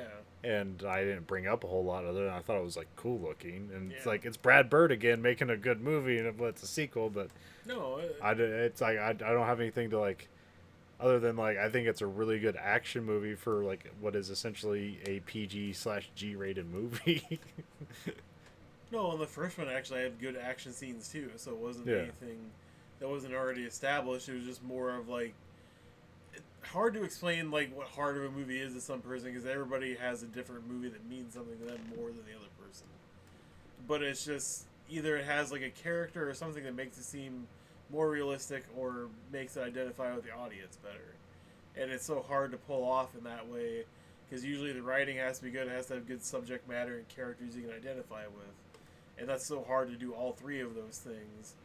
And it's like, well, obviously the Iron Giant didn't have like the best writing, but also at the same time, like you explained, it's not a fucking in-depth movie where we're gonna break it down for 2 hours because it's like, well, Timmy always shows up with a bruise in this scene, so you know his mom's beating him at home. That's why he's always sad. It's not because his dad died because he wished he could go with him. That's what that's what that was about. No, that's not what we're gonna get into. But at the same time, it's movies like Shazam, which I've latched onto recently because it's not only a solid superhero movie because it's superhero movie in the same way. Its villain works really well in that movie. Yeah, and the humor works really well in that Yeah. movie. And it seems lighthearted. It seems like all these people are real, authentic people, and there's no just like, oh yeah, we got the fat, funny guy over here because he's the best friend that has to make the jokes, and then we got big tough guy over here that's gonna wet his pants as soon as he sees anything because that's a cool thing. Like they didn't add all that shit into there because it was useless. It doesn't add anything authentic and nice to the movie. I think Iron Giant does have a lot of heart, and that's why it's stuck around and people still. Well, yeah, like it's it. kind of become a cult hit because it was a failure at the time. Yeah. It got overshadowed by a lot of, not necessarily better movies, but just like more intriguing than movies. Like not everybody was going out for the Warner Brothers animated features at the time. Well, yeah, it's And so, but it has developed quite a following over the time. But probably because they did, because I read some stuff about a re-release they did where, Yeah, there was a special edition that added stuff. yeah, because there's something where like, he wanted the Disney Tomorrowland in some advertisement inside inside the animation. But they couldn't get the rights to it at the time, but now they like acquired the rights to do that because like Disney, I guess, was like, "Hey, free advertisement in a Warner Brothers movie, like why not?" So like he got stuff like that put back in. They changed some things. They didn't really totally change the movie, but it was like things the director originally wanted. Now they could just put it back in. So that was pretty neat. no. Yes, I mean, it's enjoyed a second life on video and DVD. yeah, it's sad that some movies have to get that, but at least they got it to begin with. So I mean, Well, I was kind of shocked by it. Apparently, it cost $70 million to make. Yeah, Which I know sometimes animated movies can cost a lot, but like you're talking like that's like Disney money. That's like Well, money Disney spends to make a movie, not money that Warner Brothers spends to make a animated movie. 1999. And also, like that was and also they said that was like half the original budget, and they had to make it in half the time.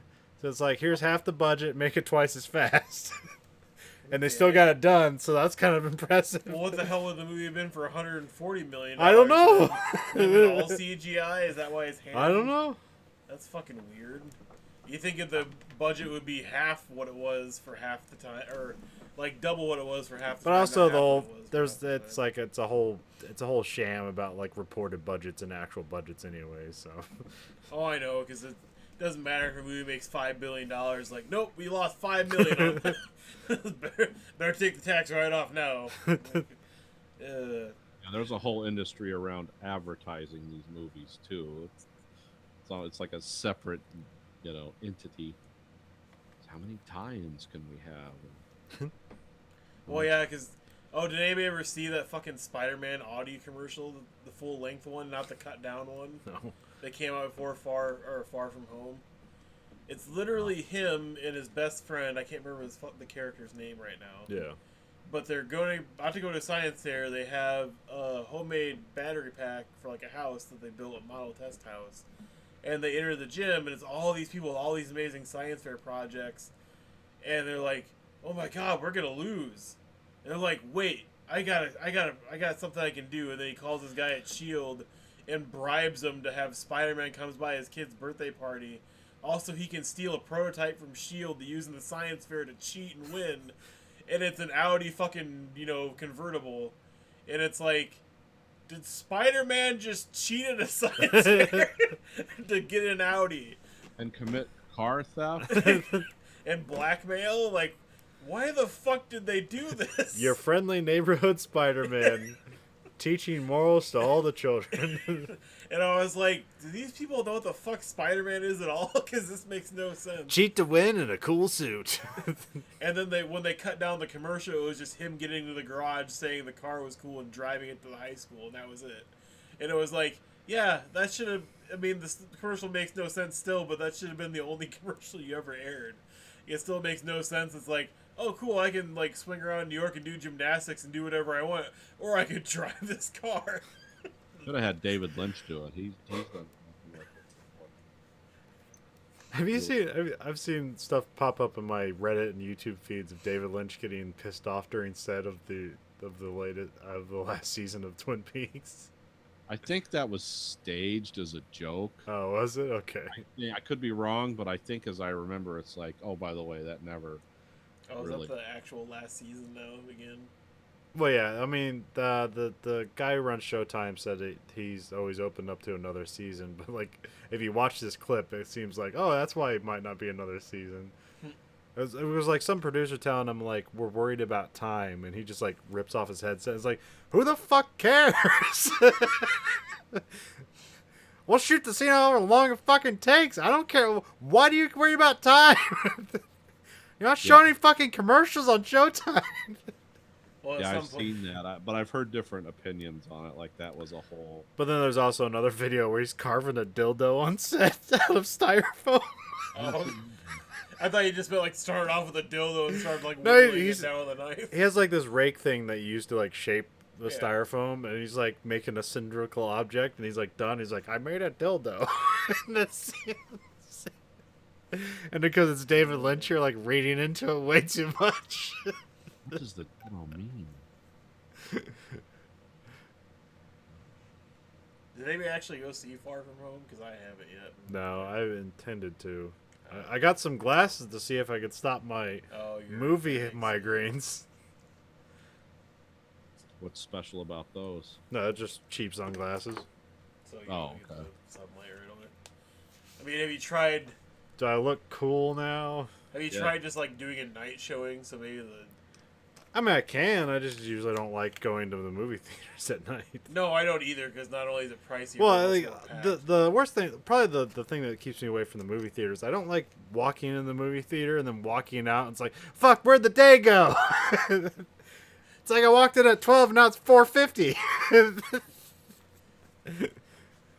thing I don't like about going to movie theaters is there's other people at movie theaters.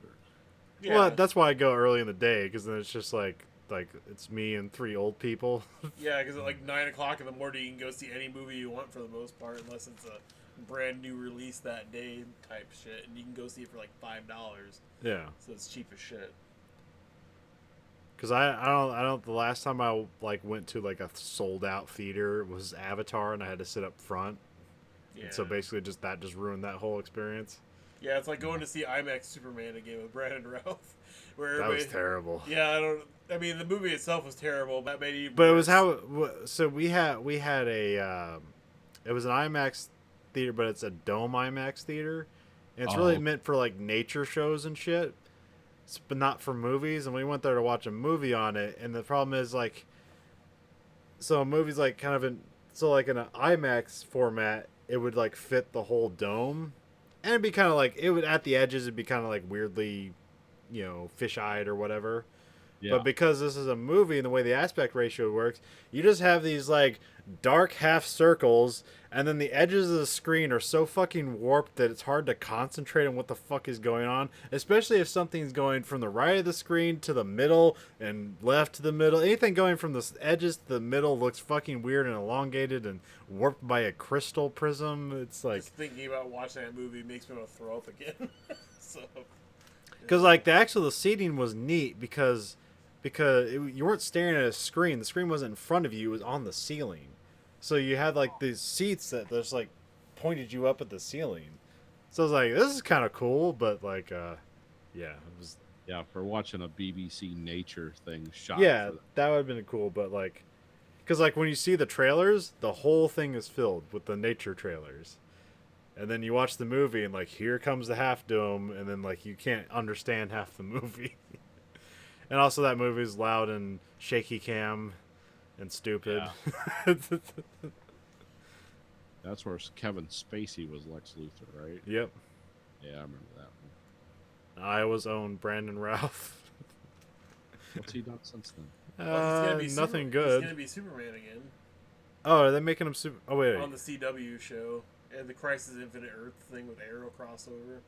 Oh, are they turning him from the scientist to actual Superman? Yeah, now? he's gonna be an alternate Superman along with the Superman Okay. played by and Supergirl apparently. All right. Okay, that'd be interesting. I haven't caught up on that. I know that they're now making the Batwoman series. Yeah, which I'm extremely opposed to because I hate Ruby Rose, and I think they could do a better job in what they're gonna do. But I think she's fine, but she's she's a shitty actress. She is not a good actress. I don't want her. I playing don't know. that She can be character. fun. I don't think she like transcends herself in roles, but I think she's herself. It's fine. She's but- supposed to play basically somebody drilled to be a hard ass and be Batman with training since she was a kid. yeah. With like a fucking like weird like telepathic serial killer sister, and her dad like runs the he's basically the Alfred of the operation and shit. yeah. And so it's like, yes, technically, I mean, plus openly gay in a relationship And with a she's supposed to be kicked out of the military for being gay. That was the original character, but that wouldn't work now, but maybe that's still a thing. You should make it weird, like kicked out of the military in Ireland for being gay, or Afghanistan, or some weird fucking thing. Yeah, cause she's Australian, right? Yeah, she's Australian. So I wonder if she's gonna have an accent or not. Shouldn't. Yeah, shouldn't, but I mean, also not they're not gonna fix that with makeup. She should be paler than a fucking sheet, because that's the way she's always depicted in the comic books. Like she's white, like powder white skin. yeah. And like reddest hair, but not that that's an issue. The costume scenes have gone well and stuff like that, but CW shows besides I don't know, but Arrow, she's actually showed up in the Flash, right? So they've actually had her do I things. think so. I didn't see it. I haven't caught up. I stopped watching that like a while.